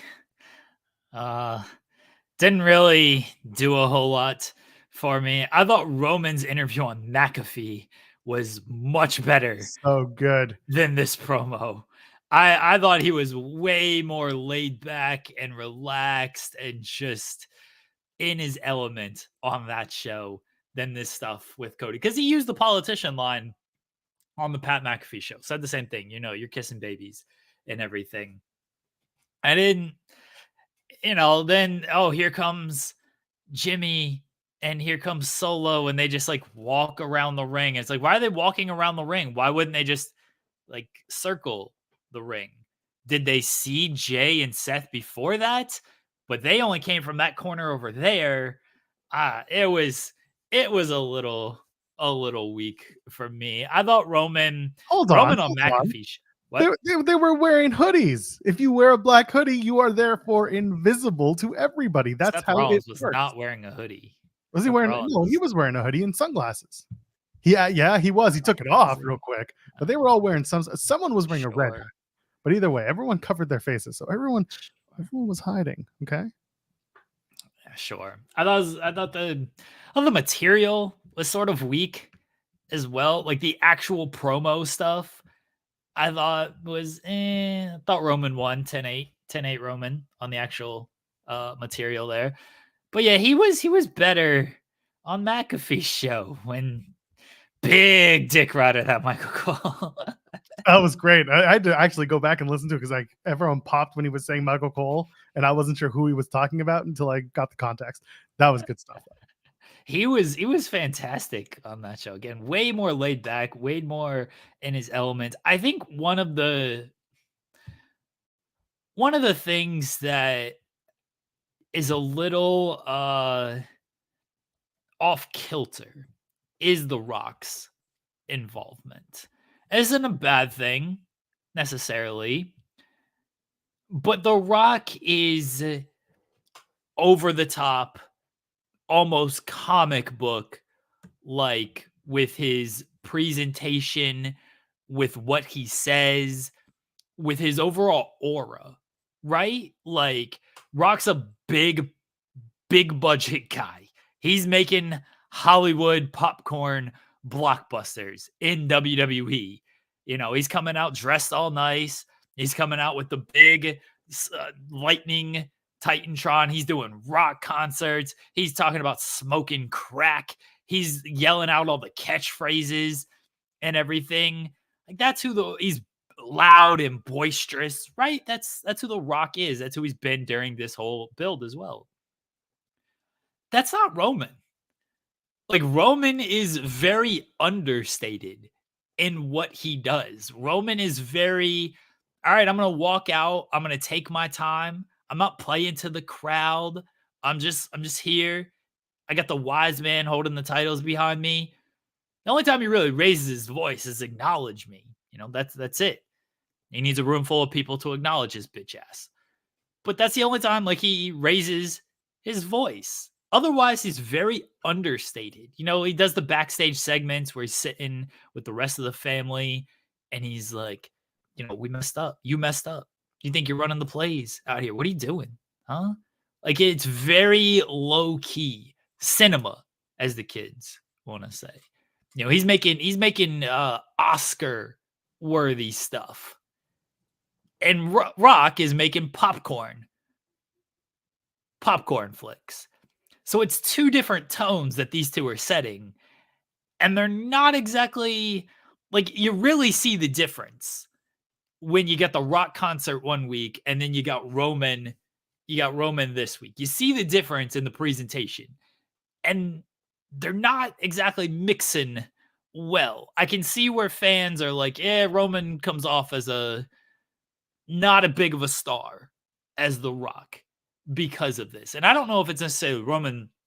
Look, he's not a big of a star as The Rock. He's just not. The Rock's one of the biggest stars in the entire world. But I can see where people see that of, Rock, big, over the top, $100 million budget. Roman, maybe he's winning an Oscar, but nobody watches those films. People are watching the Supermans, the Marvel movies, the DC movies. They ain't watching whatever the fuck won the Oscar this year. I don't even know. Al Pacino won the Oscar. No, he did the speech. He didn't win the Oscar. No, but Oppenheimer won, right? Nah, who cares? He won. Al Pacino took it home with him. Yeah, He left it in the trunk. He was like, "Oh, my eyes say this, but actually it's in my trunk, so I don't know who won." And they just went off. Yeah, there you go. Sense of a Woman. That's who won. I've been wanting to make a Scent of a Woman joke for a long time on the show, and now congratulations. Thank you very much. We've done it before. Scent of a Roman. Someone find that in the archives. Good luck. That's a 5-second bit that never stayed. Anyway, the Roman stuff is they didn't need how can I put this? I mean, at the end of the day, this whole episode of SmackDown was inconsequential, if you will, given the fact that they were going up against March Madness. There wasn't anything else for the week in terms of wrestling, and they just had to get out there and talk about their families, and they just had to make it about them. I love the Roman's going on McAfee and basically doing what The Rock does, which is workshop all of his content before he brings it to television, and it works. And then I saw someone in the chat being like, one woman in the crowd completely dismantling Roman was fantastic, doing the bitch ass comment. That was good. Unexpected. But yeah, the Cody and Roman stuff, it's hard to make this a fresh feud when you just did this feud a year ago and it's still the same story, but different. You know what I mean? It's still for the title. It's still about the bloodline, but now we're trying to get to a point where the bloodline is more dangerous than they were considered to be last year. And that's what Cody's trying to explain. And meanwhile, Roman's just like, nah, I'm still the champ and I'm just the best. Like there's almost no give and take from this. Do you know what I'm trying to say? There's when he's piling on. When Roman's like, you're number 2. That's cool being number 2, being the best number 2 ever. And Cody's like, nuh-uh, I'm number 1. Like, all right, cool. That was a nice conversation. Well, yeah, they kind of set it up for themselves, and that part was just like, that's when it felt a little too polished. Right, but that was the closing line of this whole thing before the handshake. And he's like, Cody's like, good luck. And Roman's like, no. And then they did it was a flat ending. Yeah, the finger snap. I was expecting like tribal blood to come falling down on top of Cody. Oh, so was I. They did that wide shot too. Yes. I was like, oh, come on, let's go. I was like, come on, let's do tribal. Like Roman, come on, Cody. This is a suit that you never wear. This isn't a stump speech suit. This is a one-time wear. Let's just cover it with something. And then they didn't do it. And I was very upset.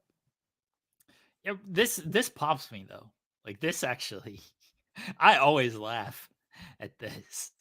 But see, Cody, he's an idiot. That's all he's got. At the Cody is an idiot line.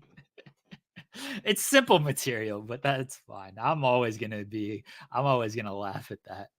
So. Yeah, no, they didn't shake hands. It was Cody stuck his hand out and Roman was like, F you. And they walked out. Why is Cody like offering to shake his hand? First of all, because Cody has worked Ring of Honor and he's just showing respect to the time. He had his Bullet Club cuffs on. So. And his Ring of Honor. Oh. Remember that? Sure. Yeah. Do you remember when there was the Ring of Honor? No. He literally made the Ring of Honor title into a ring. And no one was watching Ring of Honor in 2017. Anyway, except for me, apparently. I wasn't even a big Cody fan. Why was I watching Ring of Honor in 2017? Adam Cole, baby. Anyway, point is, he wanted to shake his hand because he's a white meat baby face. Made the best man win, yada, yada, yada, knowing full well that he was probably going to get brushed off. But then he can say, I took the moral high ground. Everybody wants to be able to take the moral high ground when you're a baby face, but realistically, you didn't have to. Could have slapped Roman in the face. Slap The Rock in the face. Slap Roman in the face. Get your come up. Roman didn't slap him. Cody is only going to slap when slapped first, like a good politician. True. That's right. That's right. You slap back. And then you run a bunch of campaign ads talking about who won't vote for you after you were voted by them in the first election. Anyway, so we got a super chat from Caden saying Roman's washed. What did he wash? I don't know. You got to elaborate on that. That's true. Yeah. I don't know what he's talking about. What's he washed in? Like, is this an acid wash? Stone wash?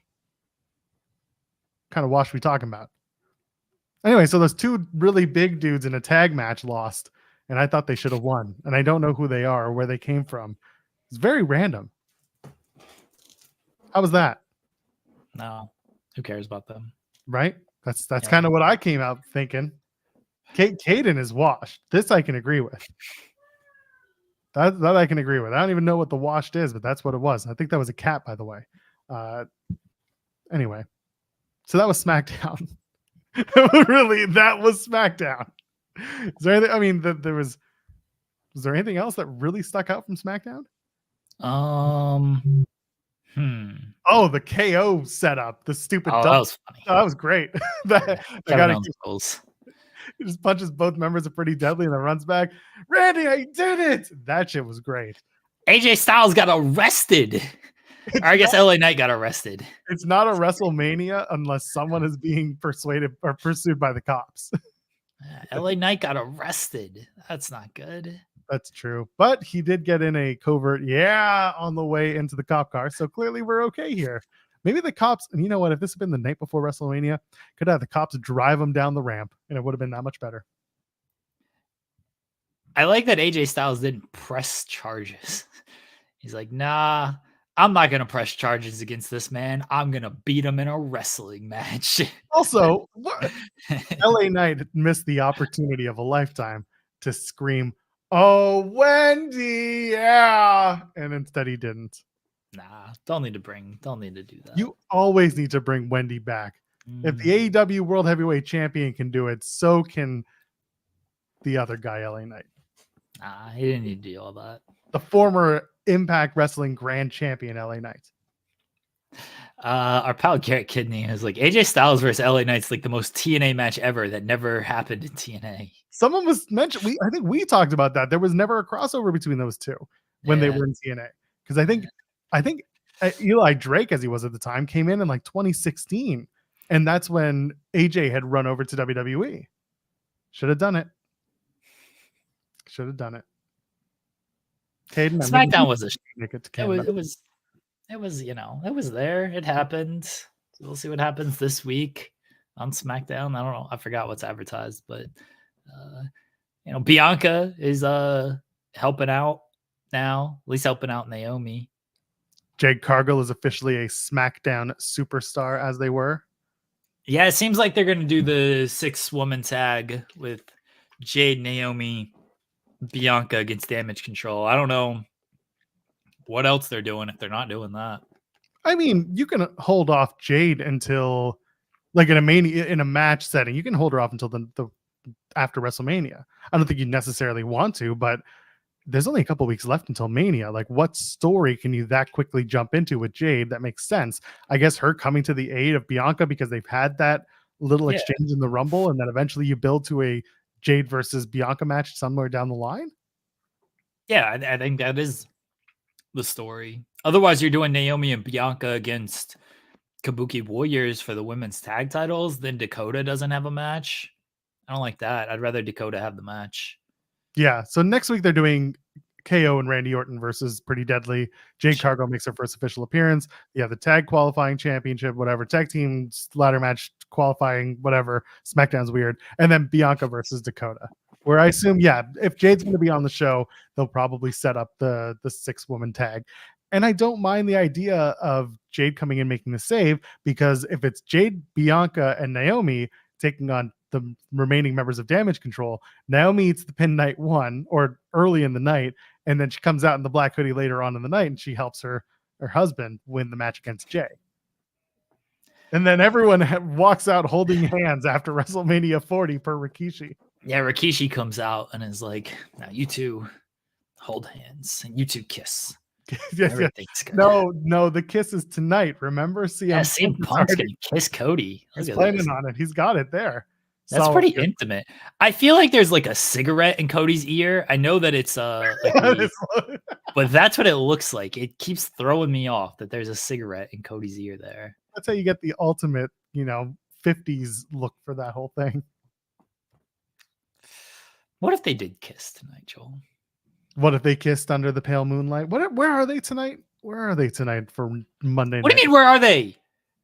What do you mean, what? Are they? Why is CM Punk on the show? They're in Chicago, right? He's just, I don't know, man. Can you tell I'm sleep deprived? Yeah, I get it, chat. They're in Chicago. So A-Shock got it right. They're in Rosemont. Yeah, It's not Chicago. They're in the suburb. Yeah. Oh my goodness. yeah. That's you're from there, you dick. You should know. CM Punk should come out and he should kiss Cody. He's like, you want to Cody, I hear you're a politician. You want to kiss babies? There's no bigger crybaby than me. What if CM Punk dubbed himself as a crybaby? Oh, that'd be great. That's how the politicians, you're gonna what's the word? When you're a politician, you endorse somebody. The CM Punk endorsement is gonna be tears. If you're gonna endorse Cody Rhodes, you have to cry a little bit. I do wonder what CM Punk is going to say on this show, considering he doesn't have a match for WrestleMania. I assume he will have some. You're sold on this. He's hosting WrestleMania. He's either hosting, doing commentary, or he's going to also announce that he's going to induct Paul Heyman into the Hall of Fame.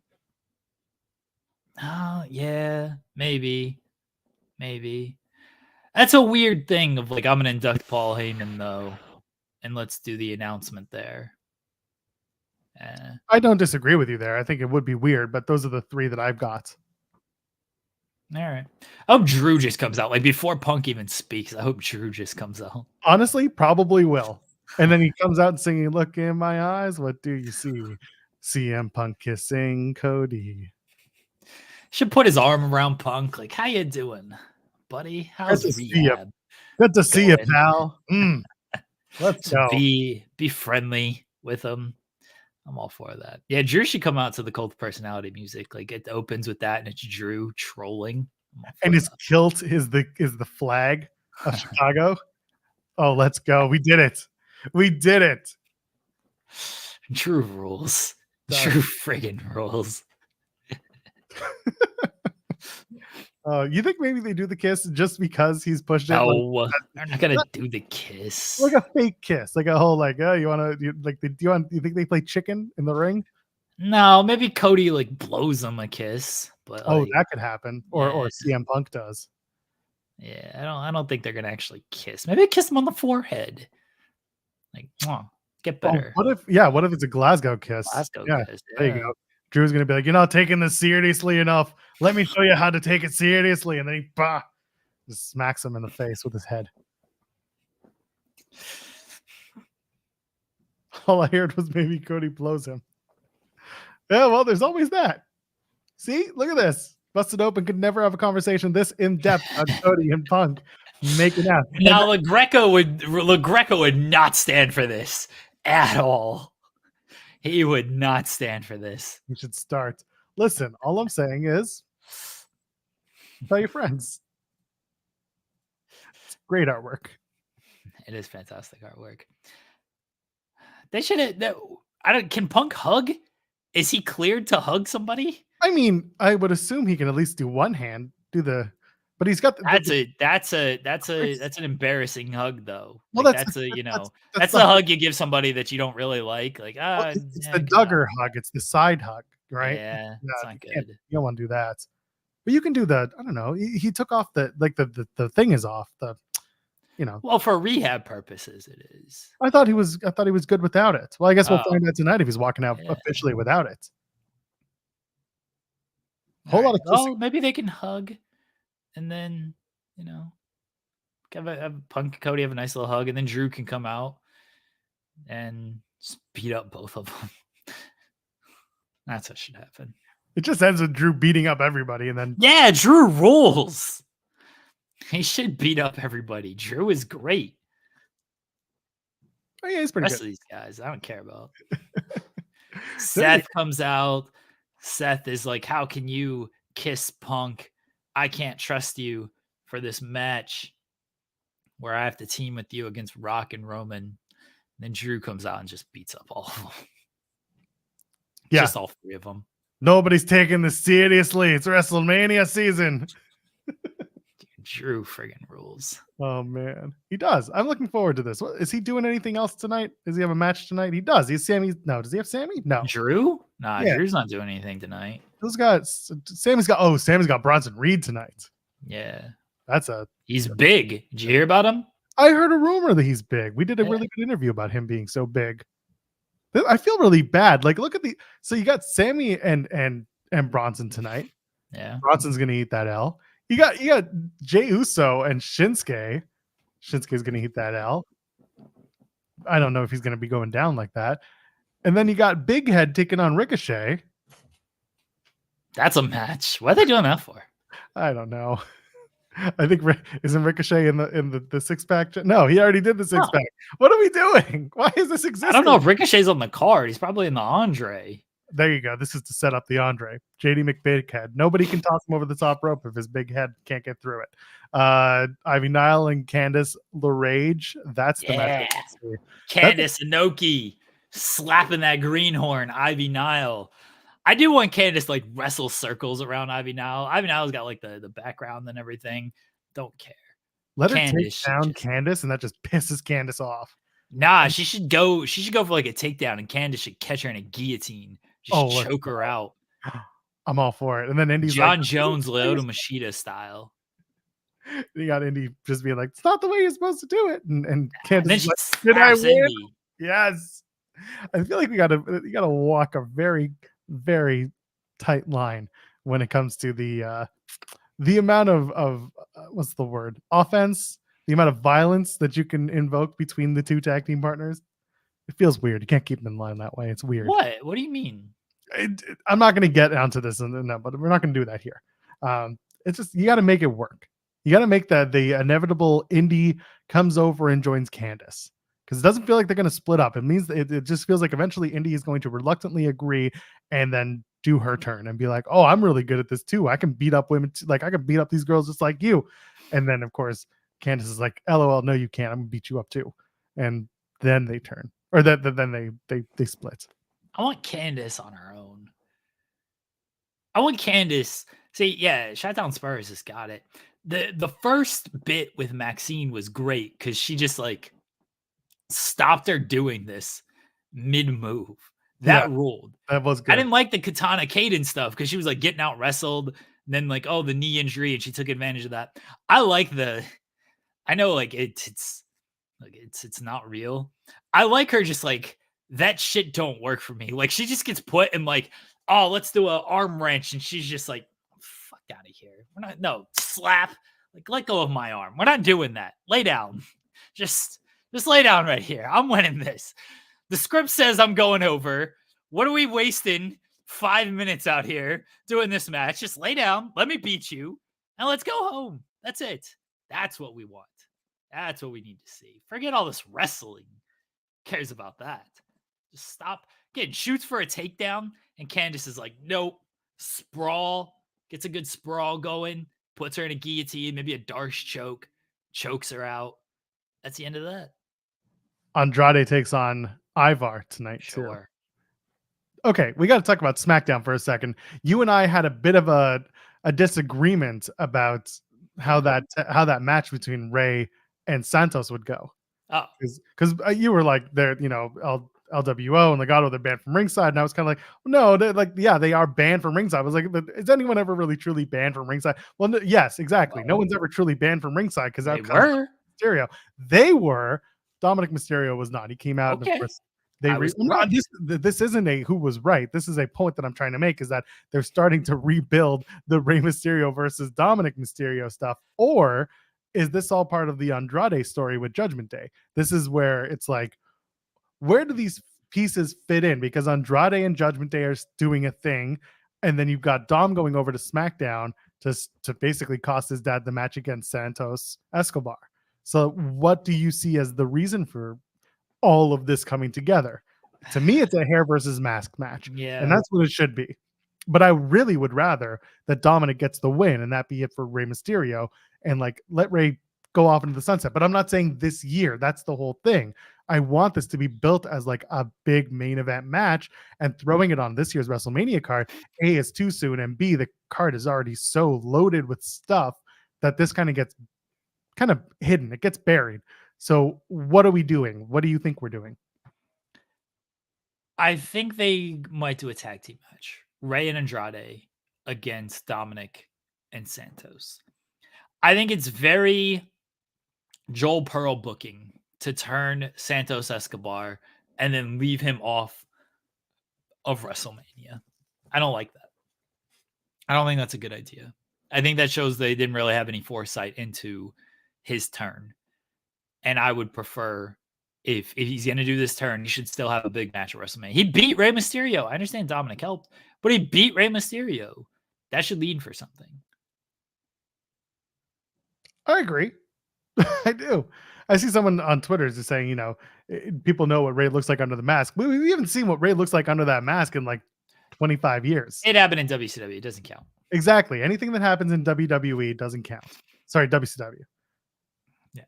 But it is Joel Pearl booking. Joel Pearl had this big idea to turn Santos Escobar, and then he had no idea where it was going after that. And what did they do? Yeah, and they should be better than you. Well, they should be, but they're not. So who's making the money now? Still them. Still them. Yeah. Can somebody just pay me, please? So I want to do Escobar and Dom against Rey and Andrade. And Andrade is the new heir to the Lucha throne.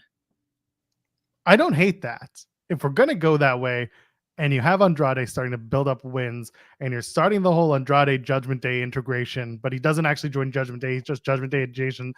Listen, all I'm saying is Goth Andrade, come on. But also, you have Zelina Vega.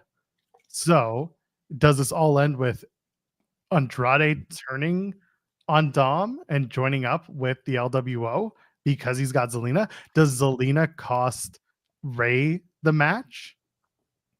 And then he goes off and joins, and like Zelina joins with Andrade, and they're a heel turn again. It feels like they're gonna do the Zelina and Andrade thing again because they've already made reference to it. They kind of tipped it off, not tipped it, but like, why do they need to be heel though? They're both babies. Why don't you just stick with that? They're a better heel team, to be honest, than a babyface team. Those two.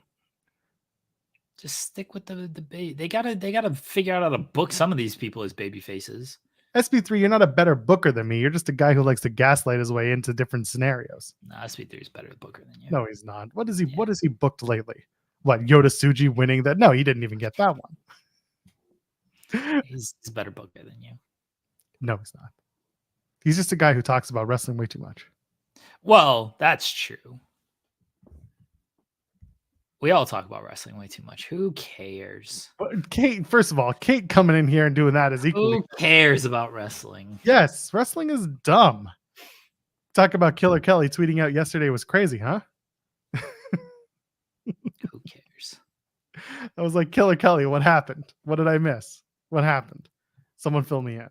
Do you know what Killer Kelly spelled backwards is? Yellick Relic. Yeah.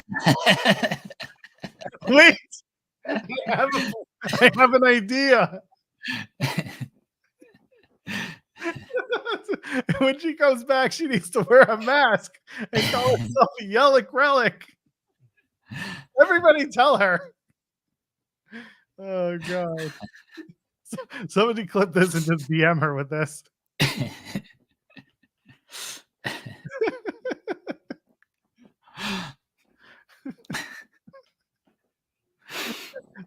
God. You think I can't even continue this? It's too good. You're welcome, everyone. That's right. As long as she's in the video game, that's all I this whole thing starts with a new TNA video game. uh, All right, we got 10 minutes left in the show. What do we do now? we got as much time as we want in this show. That's the problem. Oh my goodness. Oh. This is facts. If you are such a good booker, where is Madcap Moss? That's a very good question. I wish I knew. He's too busy Traveling the world. the world with his partner. And meanwhile, she's getting booked to wrestle in Australia. So who am I? Yeah. I missed that. Hey, remember when I used to have a Sunday night show about professional wrestling? No. Yeah, that's fair. No. I didn't either. We need Mansoor to come on here and just make up shit about people again. Although he didn't actually do that. I mean, he kind of did, but like he didn't do that. But see, this is my biggest fear is that we do this and next thing you know, someone runs with it. Nah, no one's watching the show. That's the problem. People sometimes watch it. We should have a bit where Mansoor comes on here and just does like the backstage scoop. And then he just says a bunch of wacky stuff and see who actually gets it. I wonder if he'd be willing to do this. Give him a call. I wonder if he'd be willing to do a bit on this show every week. Call Manny now, 1-900-909-9900 for the backstage scoop. Kids, get your parents' permission before you call in, but be sure to call the hotline. You know what? It should be Monday Manny. Manic Monday Manny. We should call it like deep in the weeds, because you want the real scoop. You gotta get deep in the weeds. We're just in the weeds. You gotta dig deeper with Manny. It should be Manny. No, it's got to be like a double entendre. So it's got to be like deep throating with Manny. What? But it's also Manny doing like a really like fake. You know when they used to do those like fake pixelated voices, the really deep ones, the modulated voices. Yeah. We need that for Manny, but everyone knows it's him. And it's just a deep fake Manny giving fake scoops, but everyone knows who it is. I wonder if he'd actually do this. Only one way to find out, pal. He's a little busy for the next couple of weeks. He told me the MXM schedule when I saw him in Ottawa, and like they took that week off because like the following week off because it was spring break, but like they're back at it this week. So why is spring break different times all over the States? What's up with that? It's awful. Yeah, it's spring break in Ohio this week. I think Cher's kids had spring break like last week. Sounds awful. My kid didn't thankfully have a March break because he's in daycare, but the school attached to it, that they were on spring break. Overrated. Spring break overrated. Spring break. It's overrated. Let's face it. AEW needs to do one of those cool shows from, was it the Palms Villa or whatever in Orlando? Buena Vista. Yeah. They need to do that. Bring that back. I would love Somebody needs to go into the pool. Oh yeah. Do a cannonball Kevin Nash style. I'd say bring in Kevin Nash, but he's afraid to appear on camera. Yeah, he can't be on camera. Yeah.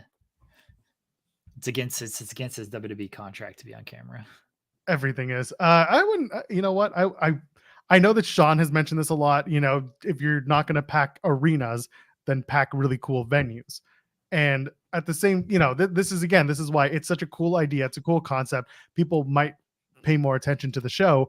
But then on the other hand, you and I've talked about it. Tony's response to why they keep running arenas is because they have access to mailing lists and other amenities that these potential venues might not have, including like a proper satellite uplink and an internet feed. But like these are things that you have to keep in mind when you're running in a venue, right? How many times has an IWTV or a Triller TV Plus show gone live and they're sending out emails or messages being like, "Oh, lost signal at the venue.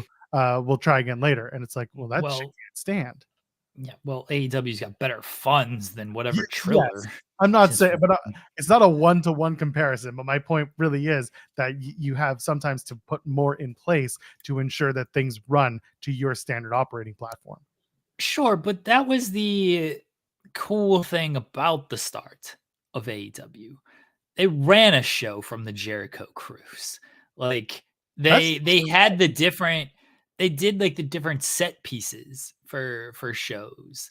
You know, the first Dynamite Bash at the Beach, whatever they called it, like there was actually like a cool like set around that. Now it's just it's a WWE set. That's it. Like it's a WWE set. They got the big old screens. They got the screens around the ring.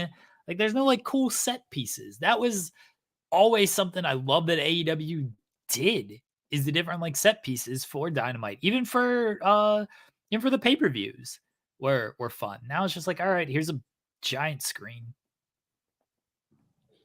More screens is not the answer. Bash at the Beach with the beaches in Anchorage, Alaska. Look, man, they did Bash at the Beach and they tried to do the beaches of Cleveland. I live in Ohio. There ain't beaches around here. All right. Oh, Lake Erie is not a beach. Sorry. No, it's not. We even did a whole bit about this. It was a great time. But the idea, and like people are saying, you know, AEW products should look bigger and comparable to WWE. It doesn't have to. It can look different. And I think looking different isn't a bad thing. It can look polished and in a venue that looks packed to make it look mainstream. It just comes down to like how it's presented. It comes down to how it's lit. It comes down to the production values. And they have those things and they do those things. It's just frustrating sometimes when you're like, you could be doing better in the ticket sales department. Someone's saying, you know, give them all out for free. That's a WCW thing that worked for Nitro in the 90s, but it doesn't really work nowadays because then people talk about it and the expectation becomes, you know, you can get 4 tickets for the price of 1 when you hit up Ticketmaster on the day of the show. And when that became almost a go-to for AEW, it was detrimental because people didn't buy when they first went on sale, and instead they waited until the last day of sales because they knew the prices would get cheaper, or it just conditions your audience to think that your product isn't as valuable as you think it is when you initially put the tickets on sale. And that's not fun. I don't like that as a potential, you know, way of doing business.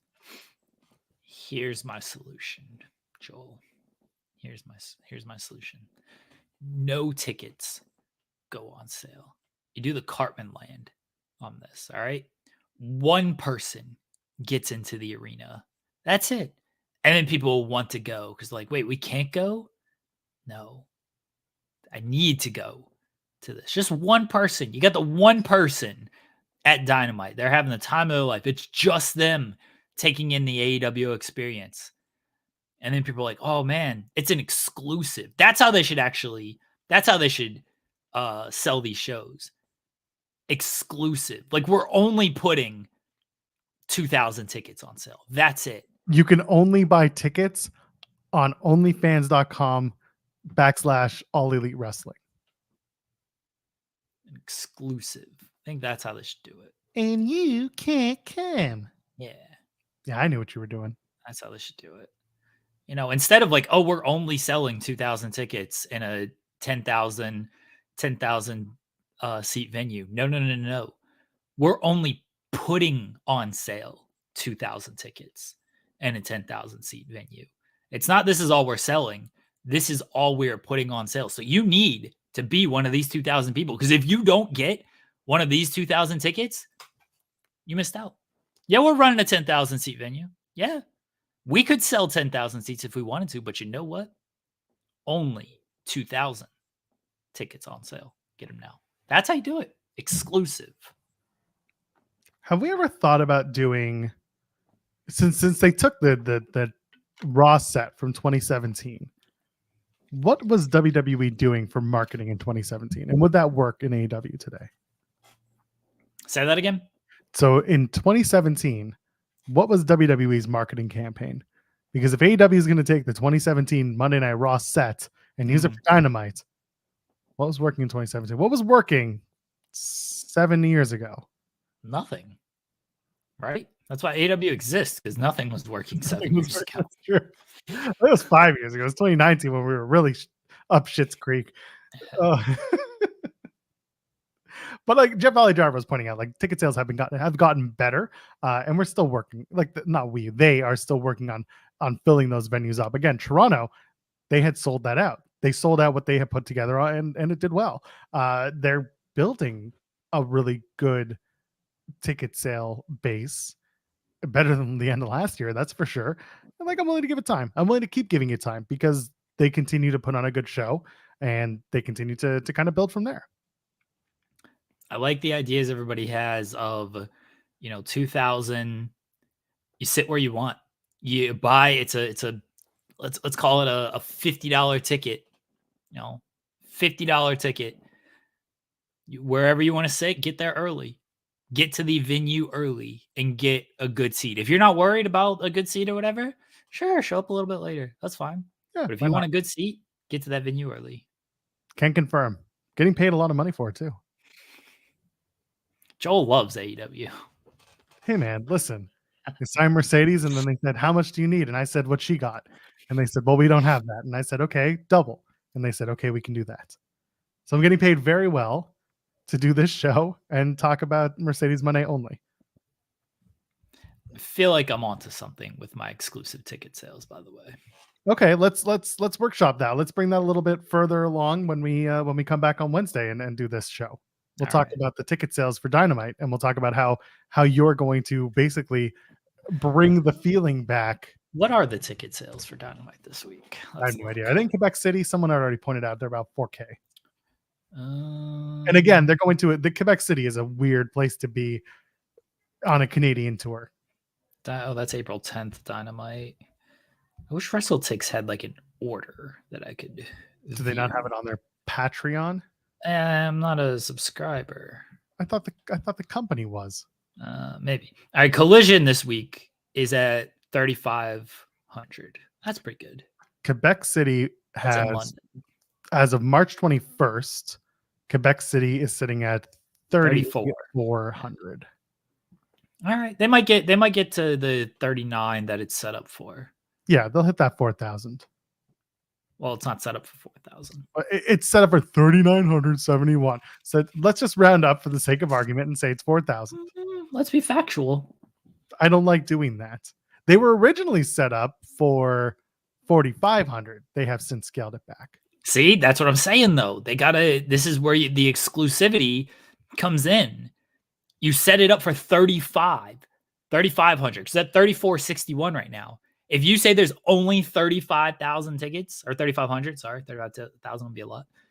If you say there's only 3,500 tickets available, you're going to sell quicker. People are like, oh, wait, there's still 500 tickets left. There's not a real rush. And they can open up 500 more if they want. There's no real rush. You just say 3,500. That's it. Take them or leave them. You don't get one, you're out of luck. That's right. Why Syllables That got makes it. the people want it. Bring your own card, your own wrestling card. That's how you sell tickets. Or is that bring your own cake? Huh. Good idea. Bring your own chair, says Why Syllable. Oh, I like cake better. Bring your own cake. All right. Anyway, Monday Night Raw has 60 tickets left for tonight, so have fun with that. Wow. CM Punk, not a draw. Not a draw. 61 tickets left, and they're all behind the stage. I guess they're doing. Oh no, they still said that's going to be an interesting set tonight. They're doing the whole round. We'll see what that looks like tonight. Okay. Anyway, Ross tonight. We already did the preview when we talked about all the other matches. CM Punk's going to kiss Cody Rhodes. It's going to be fun. We're going to talk about that and a whole slew of other things. Dynamite's going to look good on Wednesday. A lot of really fun matches coming up there. So we'll get to that on Wednesday. Jeremy Lambert, anything else to plug? No. I'll tell you who we're scheduled to be joined by on Wednesday off air, Joel, because you don't know this yet. I don't. So I'm looking forward to that and plenty of other off-air conversations when I press the end button. So until then, don't do that yet. No. I'm not going to do it yet. I'm saying if we have other things we want to talk about. Hold on. Happy birthday to the wife, who I don't think is actually listening right now because we got 12 kids. 18 of them are sick. My kid's not paying attention either. It's fine. Yeah. But happy birthday to the wife. Very, very happy to spend this birthday with her. I made her a very great ice cream sandwich cake. Everyone praised me for my great baking ability. Is it baking? It's not really baking. Like, what do you call that? throwing shit together? Yeah, I guess so. Like I I saw mean, what you posted and I was like, does it look delicious? Yes. Does it look like it it's takes so a good. long time? No. Does that No. mean it's bad? Absolutely not. It sounds delicious. No, it's so good. It's so good. I've made this every year for like the last 3 years now. Yeah, constructing, assembling, that's all good. Yeah, you don't really bake it. You freeze it. You freeze it, kind of like it goes in the freezer once you get done assembling it. So my freezing ability, Arnold Schwarzenegger. But happy birthday to the wife. Very, very blessed to know her. Very happy to be married to her. And we're gonna hopefully have a great day watching CM Punk and Cody Rhodes kiss later Yeah. tonight. I would also like to say happy birthday to the man's wife. Is that Mike Tyson? It's a Dredrick Tatum reference. I don't know who that is. It's a Simpsons reference. Oh, I would also like she to might understand that then. I would also like to dedicate this fight to your dead mother. Oh, And okay. then they just start beating each other. Everyone say happy birthday to the wife. Happy birthday to the anonymous ITW general manager. Say nice things about her because without her, I'd probably be worse than I am on this show, and I'm pretty terrible. So She's pretty wonderful, and we appreciate her. Happy birthday to her. And yeah, looking forward to you celebrating and telling lots of great stories about it. Okay, I can let's tell all the stories, Joel. That's true. We do tell all the stories. Some of them get us demonetized. Until then, go celebrate with your family. Okay, go have fun. We're gonna see y'all on Wednesday, 10 a.m. Eastern, as we always do. Tell your friends. In the Weeds is better than Busted Open. Send the memes around if you need to. Until then, ladies and gentlemen, friends beyond the binary, I am Joel Pearl, JOELPEARL. We will see you in the next one.